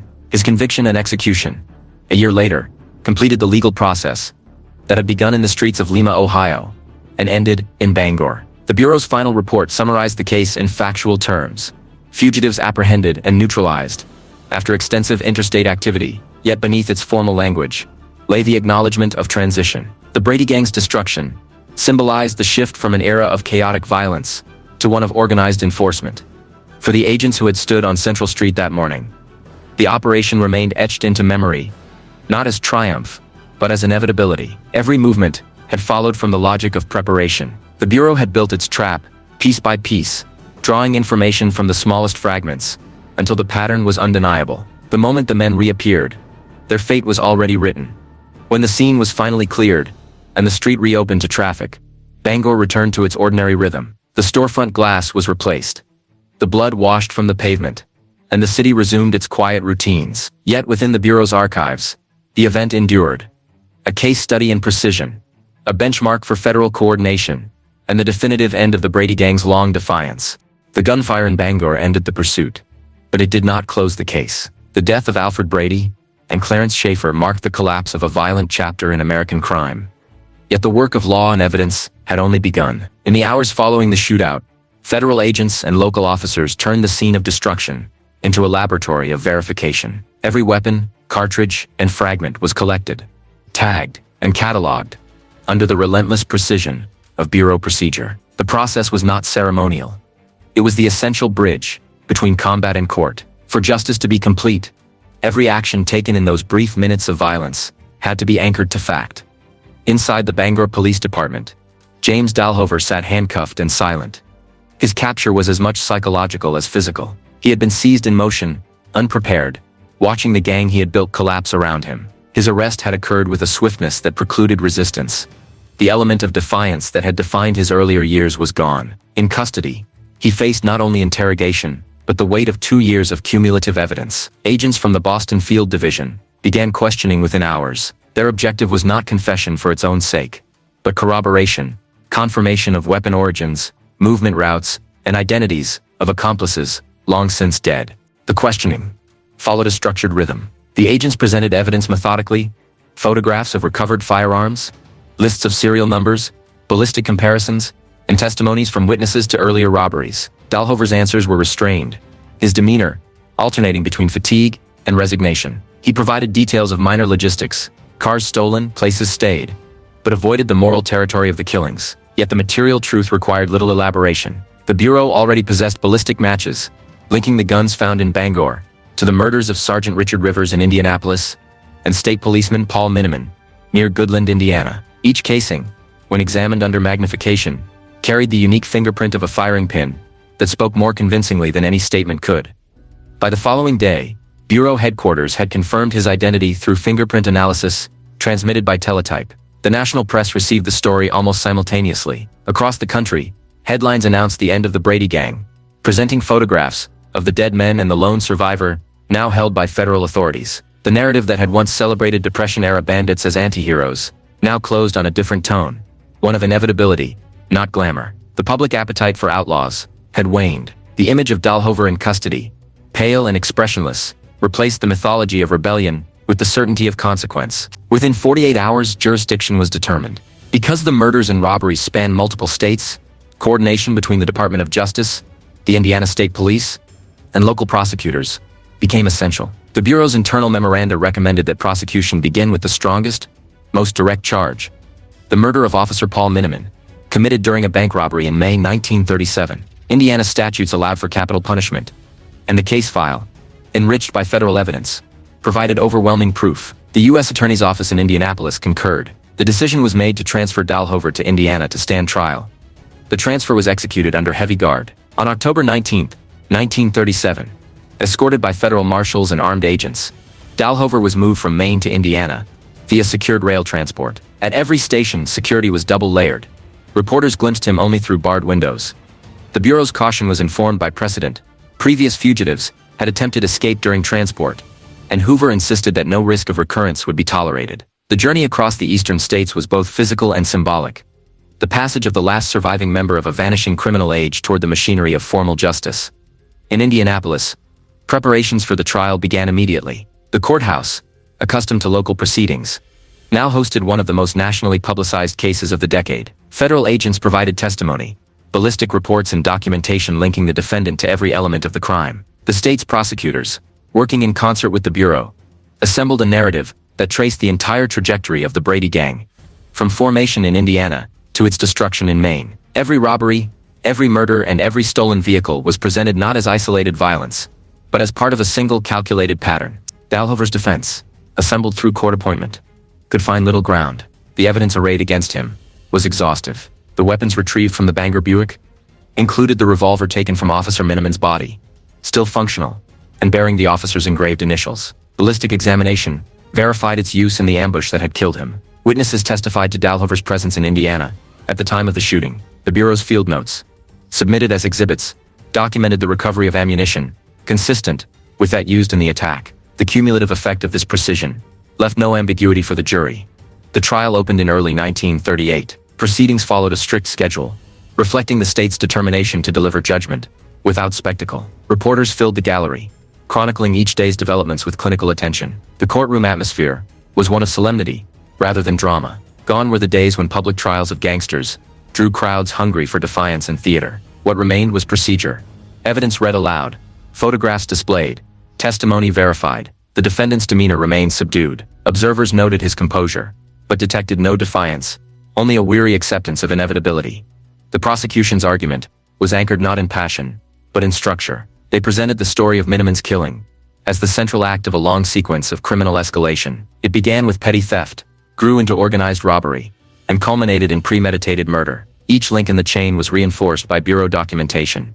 The systematic approach mirrored the Bureau's own philosophy: law as a mechanism of order, crime as a deviation to be diagrammed and resolved. By the time closing arguments were delivered, the outcome was already certain. The jury deliberated briefly. On March 17, 1938, they returned a verdict of guilty. The sentence, announced in accordance with Indiana law, was death by electrocution. Dahlhover showed no visible reaction. His expression remained fixed, as though the announcement confirmed what he had already concluded months earlier, in a Bangor jail cell. The court recessed without ceremony, and the machinery of appeals began automatically, driven more by legal formality than by hope. During the months that followed, the process moved through its predetermined stages. Petitions were filed to the U.S. Circuit Court of Appeals, arguing procedural errors and jurisdictional challenges. Each was reviewed and denied. The Bureau maintained a quiet distance from public commentary, content to allow the judicial system to complete its course. Hoover's internal communications emphasized restraint. No celebratory statements, no sensational press briefings. The Bureau's objective had been enforcement, not exhibition. The press nevertheless revisited the case periodically, portraying it as the coda to the gangster era.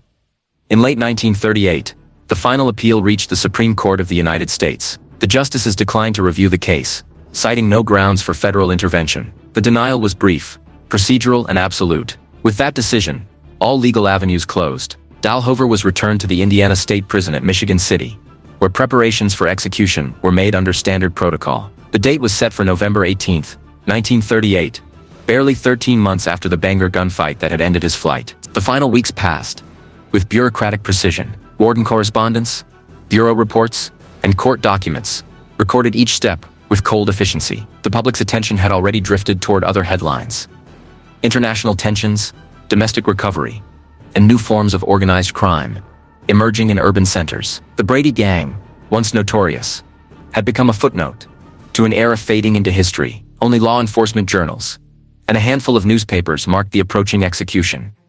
On the appointed night, witnesses assembled at the prison according to state procedure: officials, clergy, and designated press representatives. The execution chamber, austere and mechanical, reflected the same ethos that had governed the entire process. At precisely the scheduled hour, the current was applied, and with it ended the last living thread of a saga that had once spanned half the country. The official record listed the cause of death as electrocution, the sentence fulfilled in accordance with state law. The file was closed, stamped, and archived.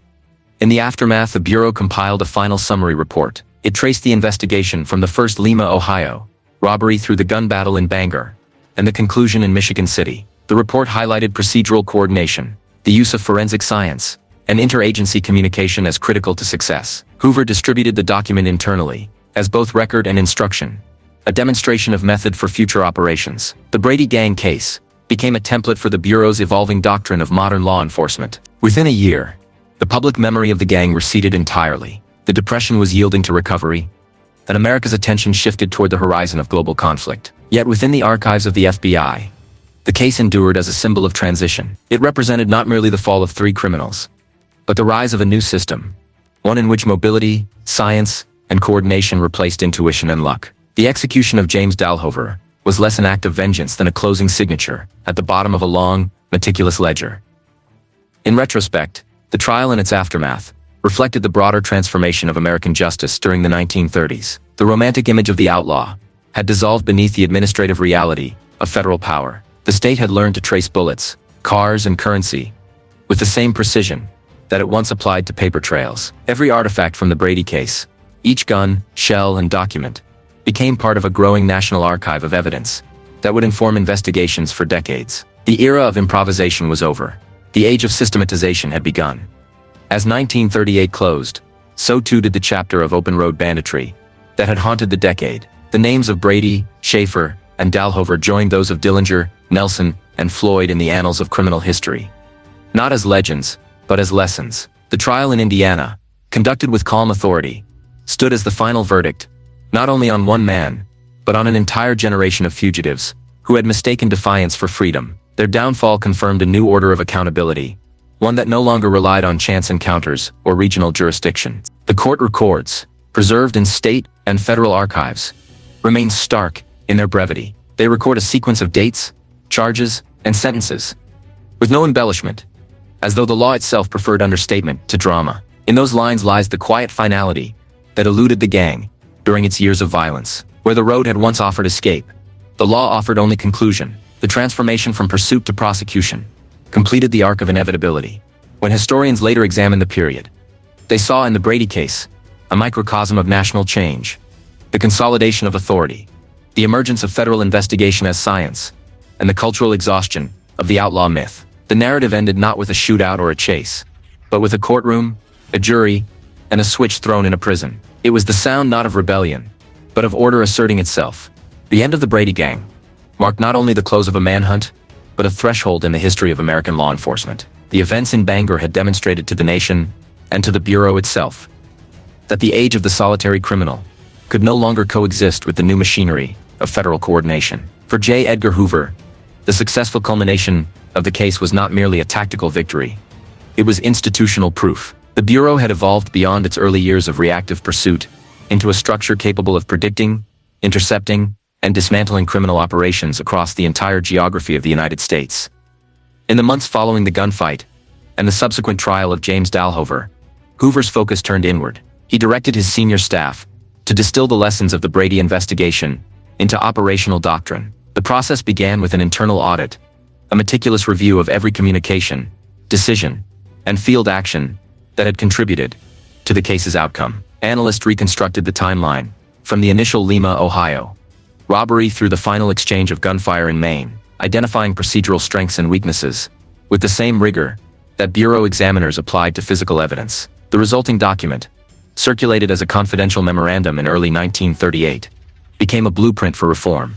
At its core, the Brady Memorandum codified a new philosophy of law enforcement: the supremacy of centralized intelligence over individual initiative. The Bureau's leadership concluded that success had depended not on the bravery of any single agent, but on the seamless integration of hundreds of data points across multiple jurisdictions. From that realization emerged the framework for the FBI's Modern Information Division, a national repository designed to standardize case reporting, fingerprint classification, and forensic comparison.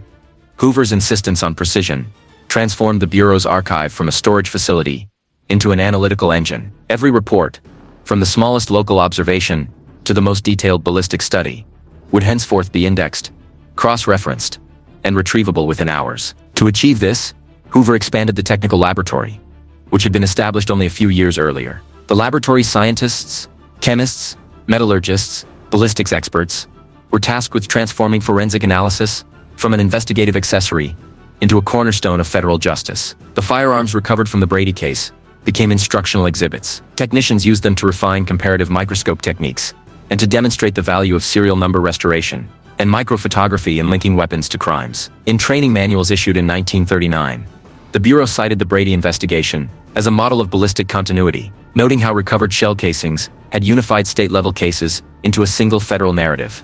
Simultaneously, the Bureau restructured its field communication systems. During the Brady pursuit, delays in inter-office correspondence had often allowed the fugitives to cross state lines undetected. Hoover resolved that such inefficiencies would never recur. The Bureau's telegraphic network, which already linked major field offices, was upgraded to a 24-hour relay system capable of transmitting urgent communications nationwide in under 2 minutes. Field agents were instructed to maintain concise, coded reporting styles, each word weighed against its potential for ambiguity. The precision of language became as vital as the precision of marksmanship.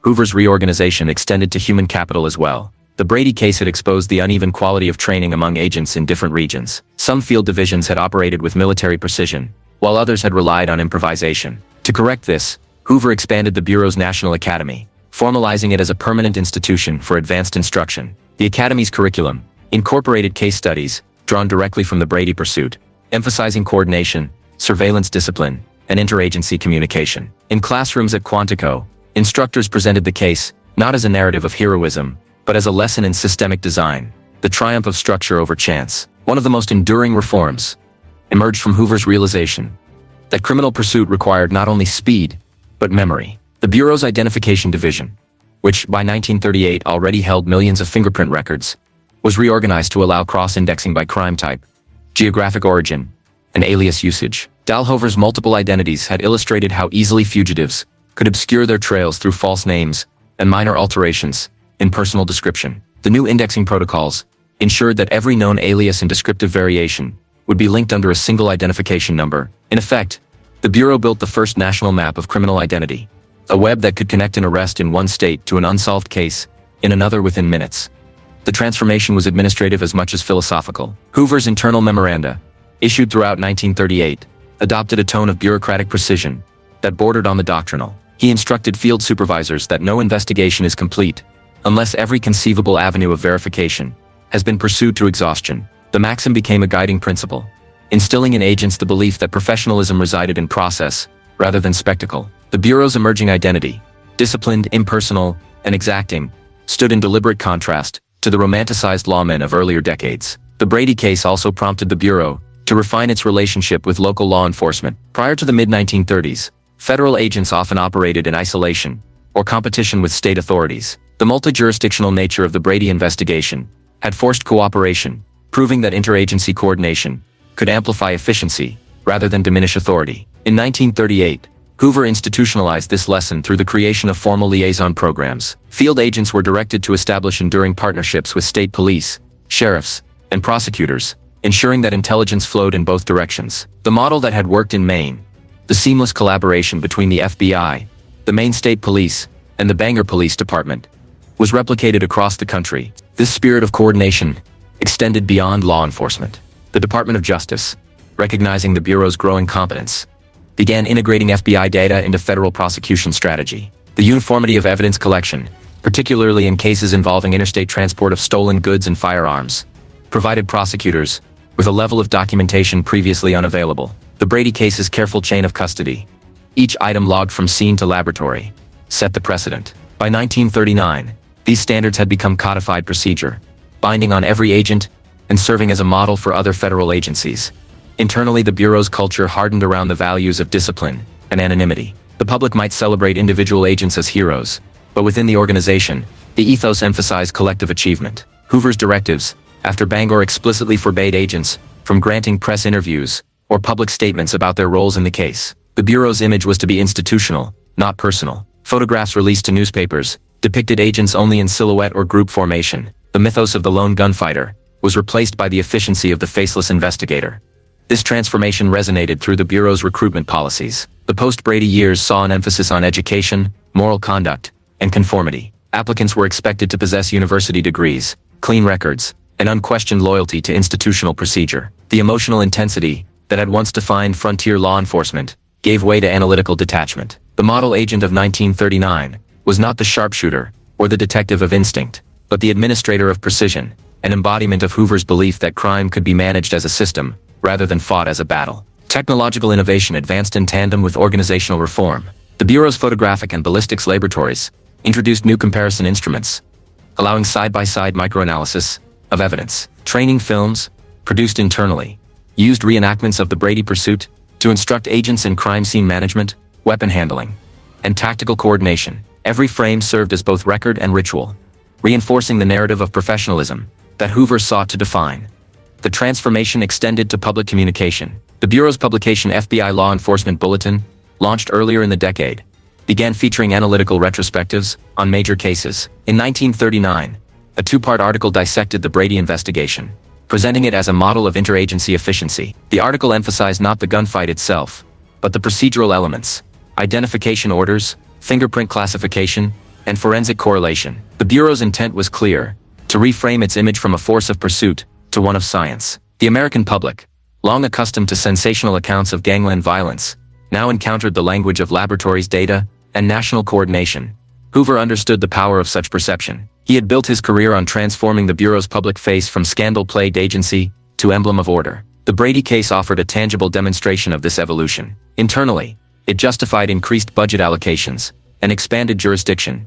Externally, it validated the Bureau's claim to national necessity. Congressional hearings in 1939 referenced the operation as evidence of the FBI's capability, citing its success in eliminating one of the country's last organized gangs without civilian casualties. Appropriations for technology, training, and field expansion followed. Within 2 years of the Bangor engagement, the Bureau's structure bore little resemblance to its earlier form. The number of field offices increased, the laboratory tripled in size, and new departments emerged, dedicated to statistical analysis and crime mapping. These expansions formalized a system that no longer relied on reaction, but on prediction. The same analytical mindset that had traced the Brady Gang's movement through ammunition purchases and vehicle registrations was now applied broadly to organized crime, espionage, and emerging threats.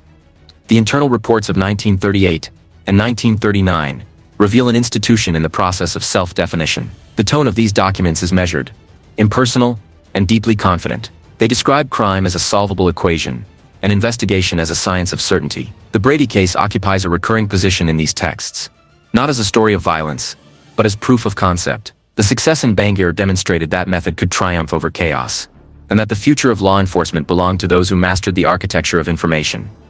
By 1939, the Bureau's operational identity was complete. Its hierarchy functioned like an industrial system, its procedures governed by precision, its agents trained to act as interchangeable components within a larger mechanism of national security. The transformation was both pragmatic and ideological. The Bureau had learned that the defeat of one gang could serve as the foundation for the prevention of countless others. From that realization emerged the ethos that would define federal investigation for decades: control through knowledge, order through structure, and the quiet certainty that no criminal, however violent or mobile, could remain beyond the reach of data. In retrospect, the institutional changes that followed the Brady Gang's destruction represented the maturation of federal law enforcement into its modern form. What began as an agency of pursuit had become an agency of prevention. The lessons of Baltimore, Indiana, and Bangor coordination, discipline, and forensic precision were absorbed into every level of Bureau practice. The guns recovered from the final confrontation were not displayed as trophies.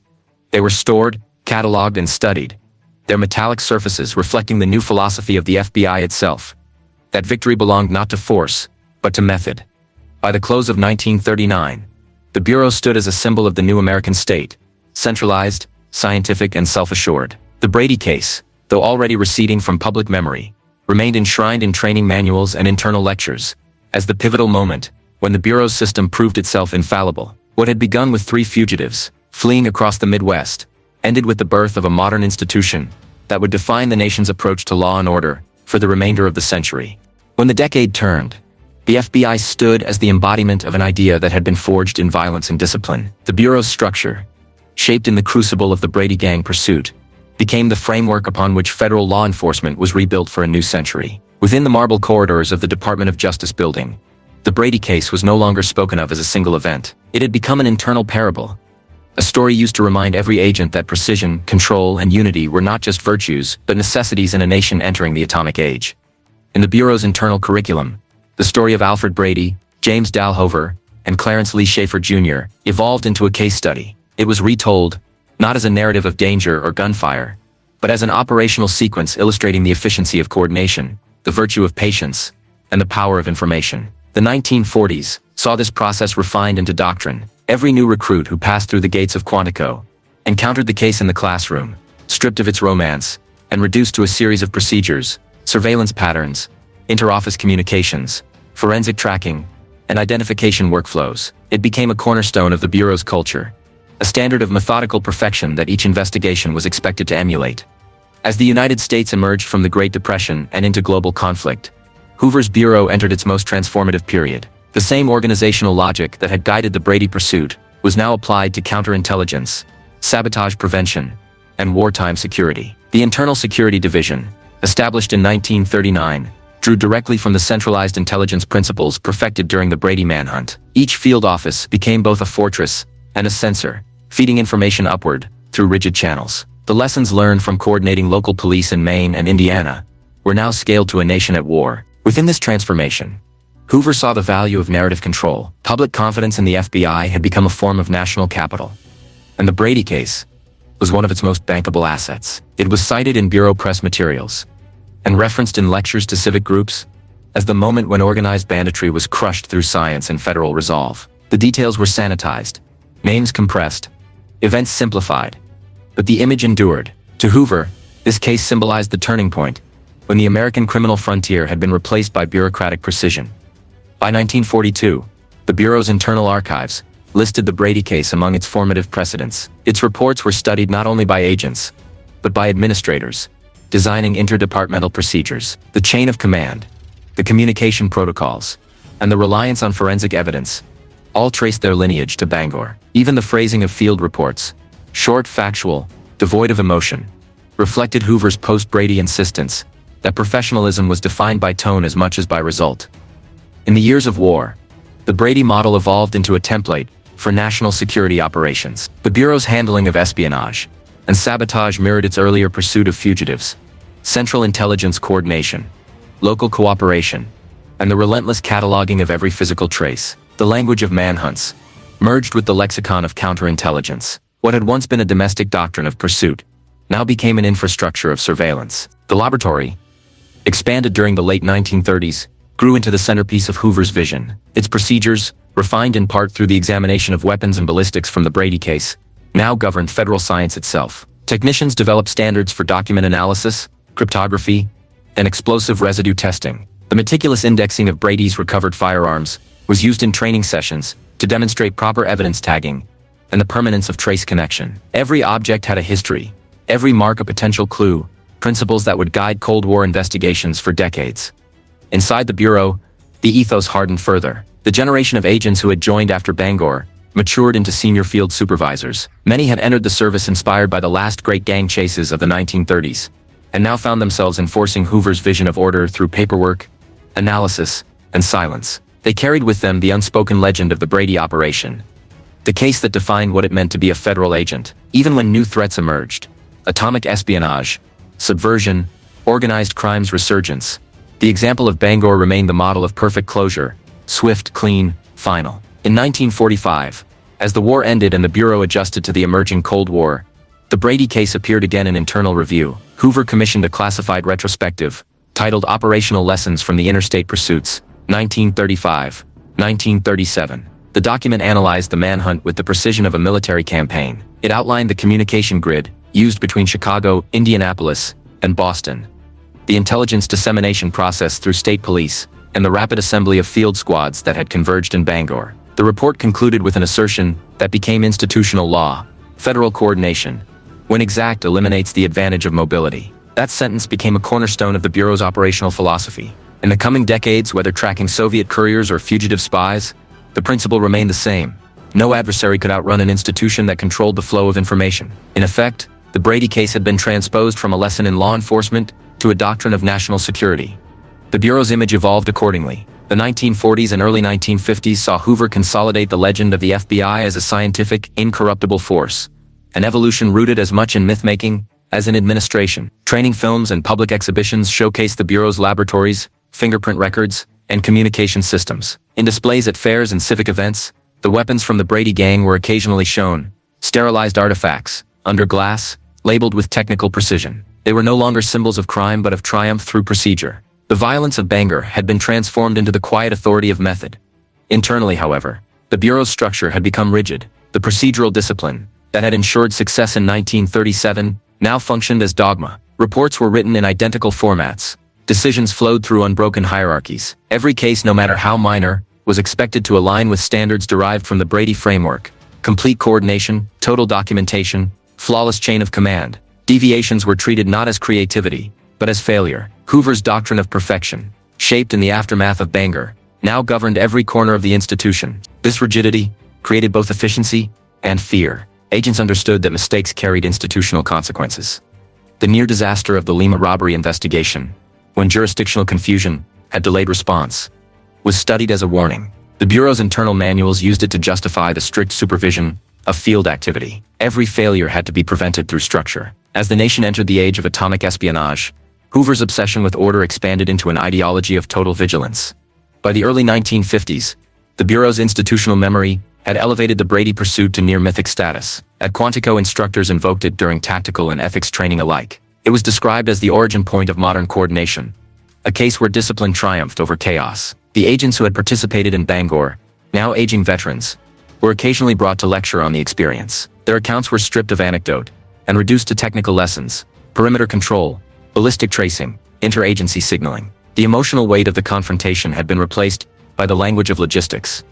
In the wider administrative structure, the Brady precedent influenced the Bureau's emerging systems of records and automation. By the late 1940s, as computing technology began to appear in government agencies, the FBI's card-based indexing systems were used as a model for mechanization. The concept of cross-reference data, pioneered in part to track the Brady Gang's aliases and weapons, laid the intellectual groundwork for the Bureau's first data processing experiments. What had begun as a set of filing cabinets in 1937 became the conceptual ancestor of the computerized criminal databases of the next generation. Hoover himself never ceased to refer to the Brady case in private memoranda. He viewed it as the perfect demonstration of his core beliefs: that order could be engineered, that loyalty to system outweighed individuality, and that the authority of the Bureau derived from its mastery of process. When he addressed senior staff conferences in the 1940s, he spoke of Bangor not as a place but as a principle, the moment when federal law enforcement ceased being reactive and became predictive.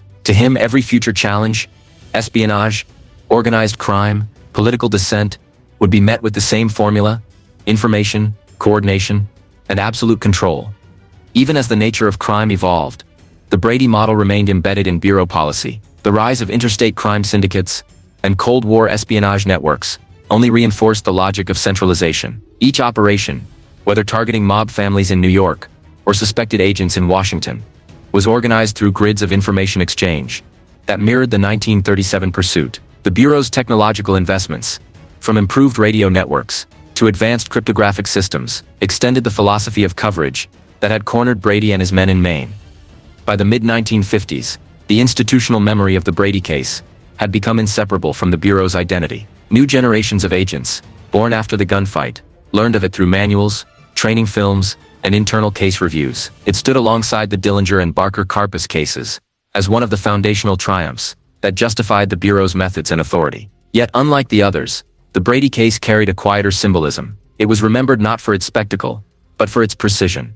To the Bureau's leadership, it proved that science, bureaucracy, and coordination could achieve what brute force could not. Inside the Bureau's Museum of Investigation, curated for internal education, a small exhibit displayed artifacts from the case, recovered weapons, a photograph of Bangor's Main Street after the shooting, and a clipped news article announcing Dalhover's execution. The display was not open to the public.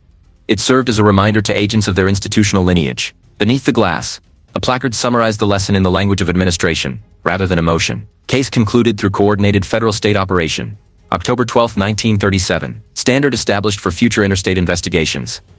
This transformation, from crime scene to doctrine, marked the final stage of the Brady case's evolution within the Bureau. It was no longer a story of men or violence, but of systems and continuity. The FBI's structure, communication networks, and investigative philosophy all traced their roots to the procedures that culminated in that autumn morning in Bangor. The case had become the Bureau's origin myth, the moment when chaos met organization and was absorbed into order.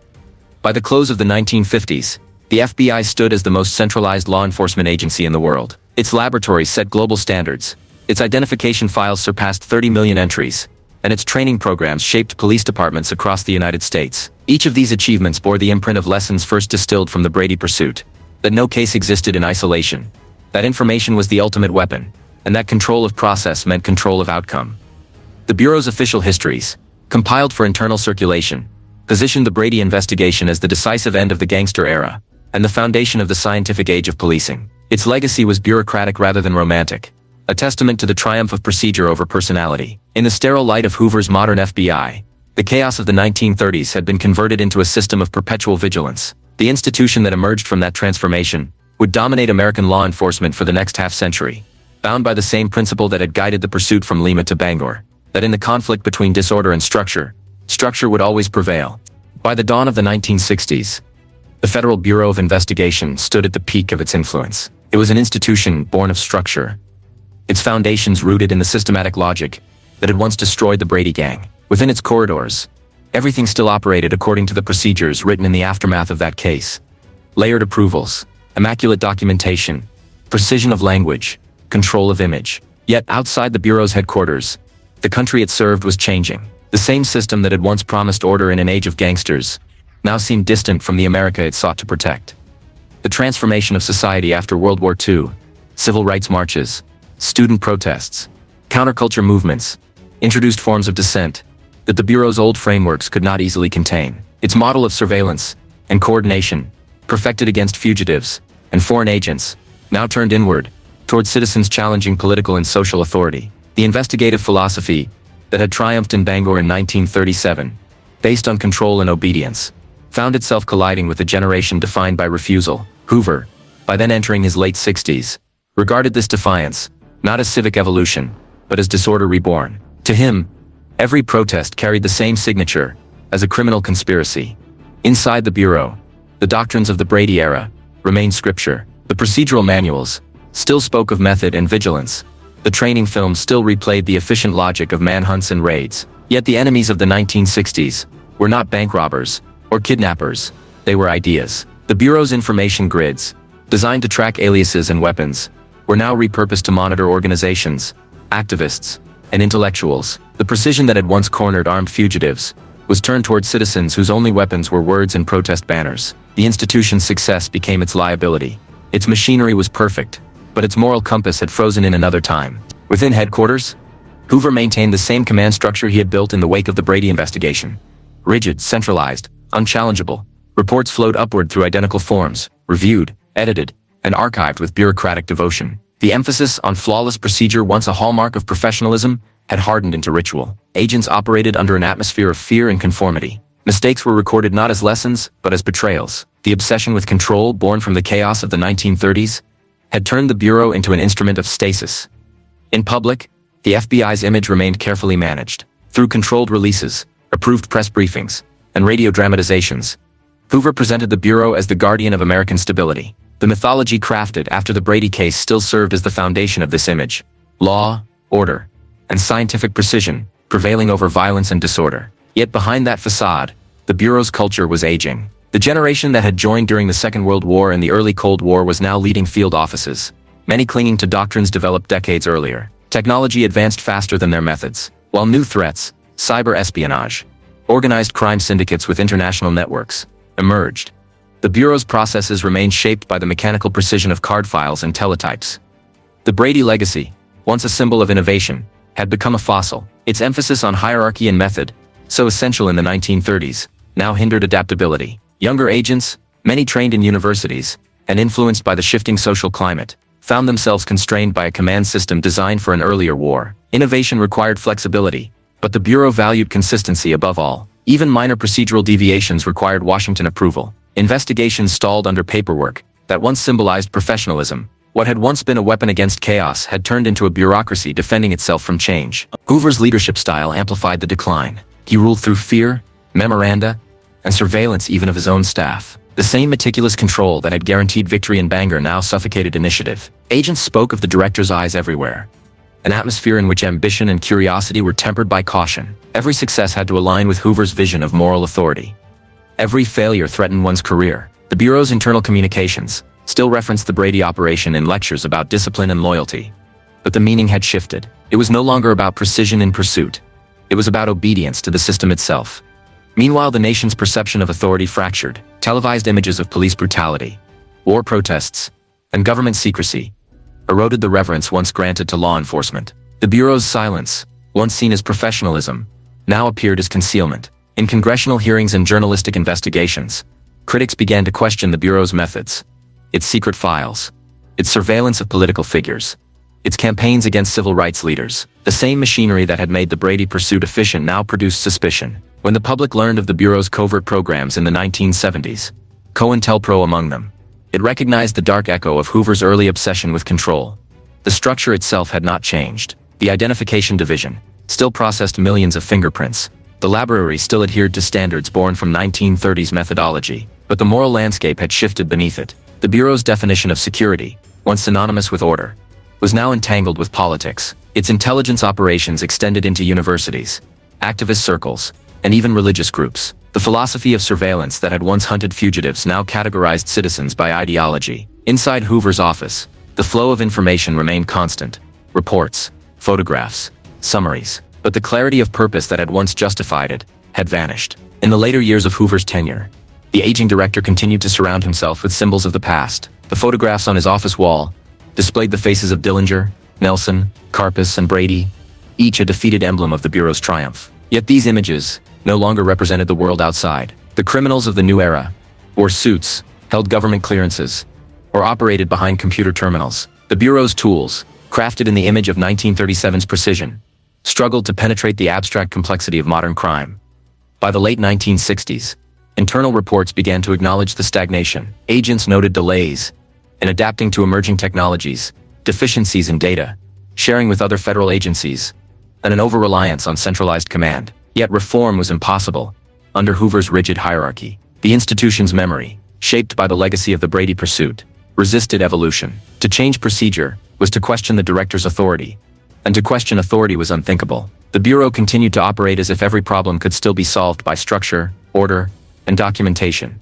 The first fractures appeared in morale. Younger recruits, college-educated, often veterans of Vietnam or civil service, found themselves trapped between loyalty and disillusionment. They entered a bureau that preached discipline, but offered little purpose beyond obedience. The older generation enforced tradition, with bureaucratic zeal, invoking the foundational cases as sacred history. The Brady Gang pursuit was still taught as a perfect model of interagency coordination, but for many agents, it felt distant, a relic from a time when law enforcement and public trust had moved in tandem. As the 1970s began, the Bureau's insulation from external scrutiny collapsed. Journalists uncovered internal surveillance programs targeting political activists. Congressional committees demanded oversight. The myth of the infallible FBI, built carefully over 4 decades, began to dissolve under the weight of its own secrecy. The case studies that had once symbolized order, Dillinger, the Barkers, Brady, were re-examined as examples of a vanished America. The Bureau that had once defined the frontier of science now appeared locked in ritual, unable to adapt to the transparency demanded by a new era. Hoover, nearing the end of his life, refused to yield. He continued to cite the old cases in internal memos, reminding agents that the Bureau's glory had been built on discipline, not popularity. In his final years, he seemed to live surrounded by ghosts, the structured triumphs of the past, replayed against a backdrop of public distrust. To him, The chaos of the 1960s was proof that the old philosophy had been right, that control, not compromise, preserved order. But to those watching from outside, it was clear that the Bureau's rigidity had become a prison of its own making. When Hoover died in 1972, the institution he left behind was both monumental and brittle. Its archives were vast, its laboratories still respected, its hierarchy intact. But beneath the surface lay decades of unchallenged power, unexamined policies, and unspoken contradictions. The Brady Gang case, once the symbol of modernity, now seemed like a distant echo. A story from a simpler conflict between law and outlaw. The structure it inspired had conquered that world, but it could not adapt to the new one. In the months after Hoover's death, internal reform began cautiously. New directors introduced accountability measures, external review boards, and modernized information systems. Yet even as the Bureau evolved, the imprint of its origin remained. The procedural architecture, built from the lessons of 1937, still defined its core. The filing systems, the report structures, the emphasis on uniformity, all traced back to the methods forged in the pursuit of Alfred Brady and his men. The Bureau could modernize its technology, but its soul remained bound to a philosophy born in an era of fugitives and frontier justice.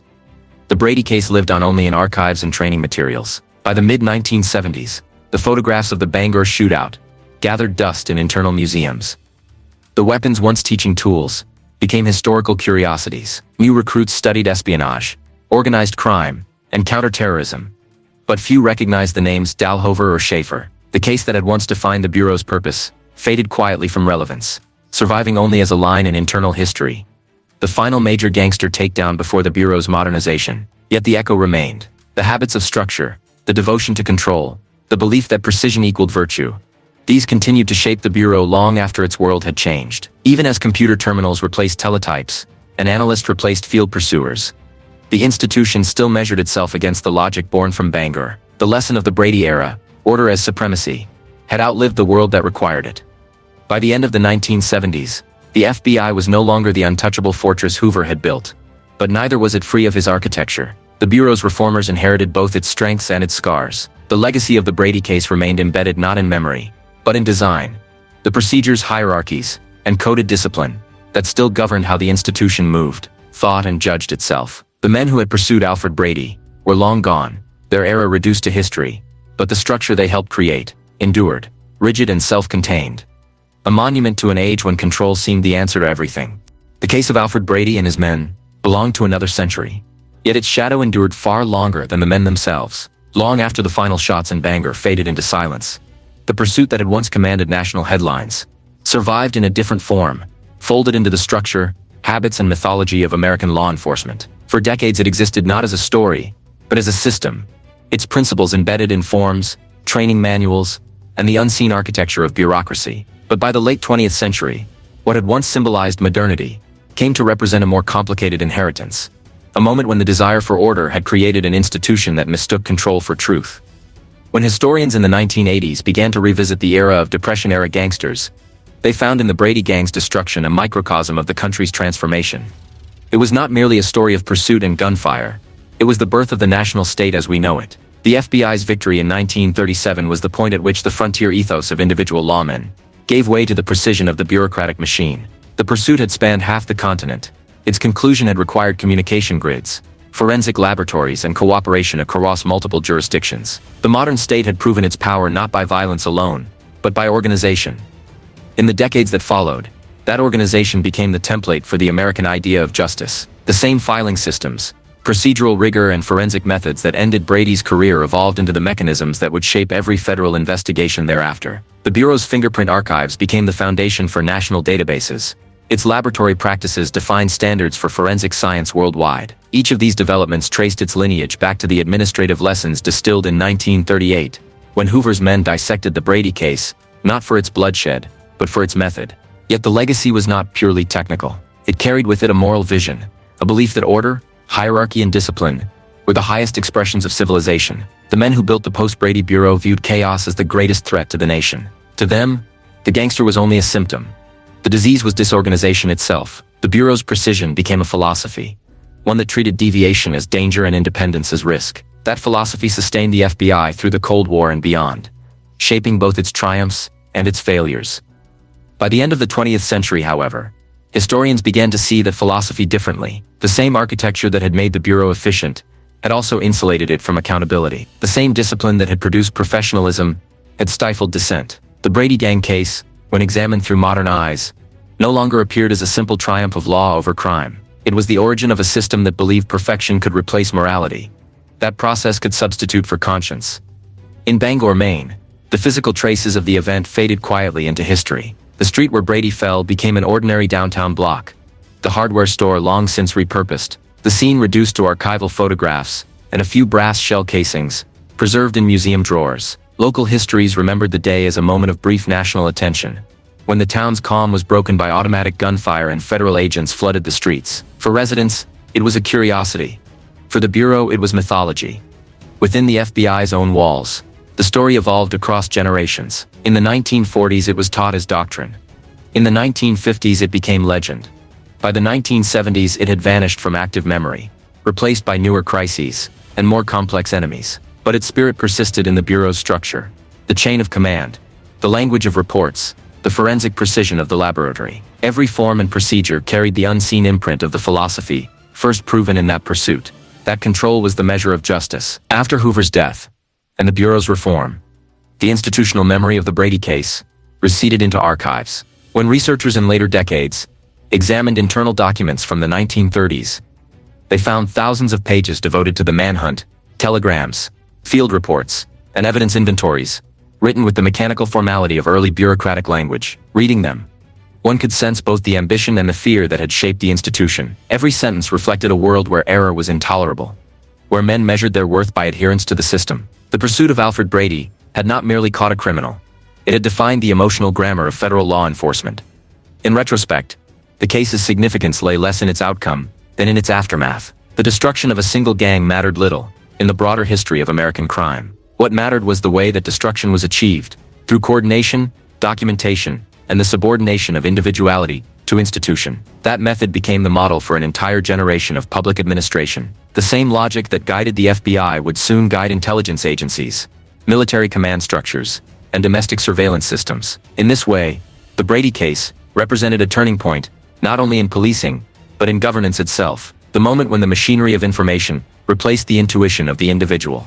By the early 2000s, when scholars began digitizing the Bureau's historical case files, the Brady investigation resurfaced in academic study. Researchers traced its influence across decades of internal policy. They found echoes of its procedures in the Bureau's post-war security programs, its Cold War data networks, and its forensic modernization. Even the standardized report formats used in modern investigations bore structural resemblance to the templates first introduced after Bangor. The case had become invisible, not because it was forgotten, but because it had been absorbed so completely into the fabric of practice that it no longer needed to be remembered. The human dimension, meanwhile, had long disappeared. Alfred Brady, James Dalhover, and Clarence Lee Schaefer Jr., names once shouted across front pages, were now historical footnotes. Their lives, reconstructed through Bureau records, revealed little beyond the pattern of their crimes and the precision of their downfall. They were men caught between eras, products of the Great Depression, destroyed by the machinery of modern governance. In a sense, their fate symbolized the end of a certain kind of American rebellion. The solitary outlaw, roaming the highways with a gun, and a sense of defiance. After Bangor, there would be no more legends of that kind. The state had grown too large, its reach too certain. The final irony of the Brady case lay in its perfection. It had unfolded exactly as the Bureau intended. An investigation of total control, a confrontation of minimal collateral damage, a swift conclusion, followed by institutional analysis. It was, in every technical sense, flawless. Yet that very flawlessness became its curse. The Bureau learned from the case that precision was power, and that belief hardened into dogma. Over the next half-century, it would define the FBI's greatest achievements and its most controversial excesses. Looking back, the Brady case reads like the first chapter of a modern paradox, the birth of an institution that sought to protect democracy by mastering control. Its success in 1937 demonstrated that science, information, and coordination could defeat violence, but it also revealed how easily such power could detach from accountability. In later decades, when congressional committees investigated abuses of surveillance and secrecy, the roots of that culture could be traced to the same moment of triumph, the day the Bureau learned that order could be engineered. For the town of Bangor, the event eventually became a local legend, retold by historians and reenacted in documentaries as part of the folklore of the Depression years. The photographs of the slain gangsters and the calm faces of the agents standing over them circulated in archives, reminders of an era when violence seemed tangible and justice absolute. Yet behind those frozen images lay a deeper story, not of criminals and lawmen, but of a nation learning to define itself through systems. In contemporary analysis, the Brady case endures as a study in transformation. It marks the moment when the American state crossed from improvisation into structure, when the pursuit of justice became indistinguishable from the pursuit of efficiency. The language of coordination that emerged from it, data, standardization, procedure, remains embedded in every modern institution, from national security databases to forensic laboratories. The logic first proven in Bangor continues to guide the mechanisms of state power, but history has a way of softening its monuments. Today, few outside scholarly circles recognize the name Alfred Brady. The glamour of the gangster era has faded, replaced by the abstractions of digital crime and global surveillance. The bureau that once defined itself through that pursuit has changed, its authority restructured, its secrecy moderated by oversight and technology. Yet the DNA of the Brady investigation still runs through its processes, the conviction that control, when perfected, ensures safety. In that sense, the story of the Brady Gang is not merely a relic of the 1930s, but a mirror held up to the present. It reminds us that every system built to maintain order carries within it the potential for rigidity, that every triumph of structure over chaos risks becoming a new form of confinement. The Bureau's success in Bangor was absolute, but its legacy was complex. It proved that discipline could create justice, but also that justice, once institutionalized, could forget its human purpose. The final legacy of the Brady case lies not in its gunfire or its headlines, but in its silence. The silence of the archives, where typed reports rest in cold order. The silence of institutions that inherited its logic. And the silence of history itself, which remembers systems long after it forgets the men who built them. What began as a chase across the Midwest ended as an idea that reshaped a nation. The idea that law could be perfected, that order could be permanent. The pursuit of Alfred Brady ended in a single moment on a gray October morning, but its echo continued for generations. It lived in the forms, the files, the laboratories, the culture of certainty. It lives still in the mechanisms by which authority defines itself, and in the belief older than the Bureau, older than the Republic, that the only thing stronger than chaos is control.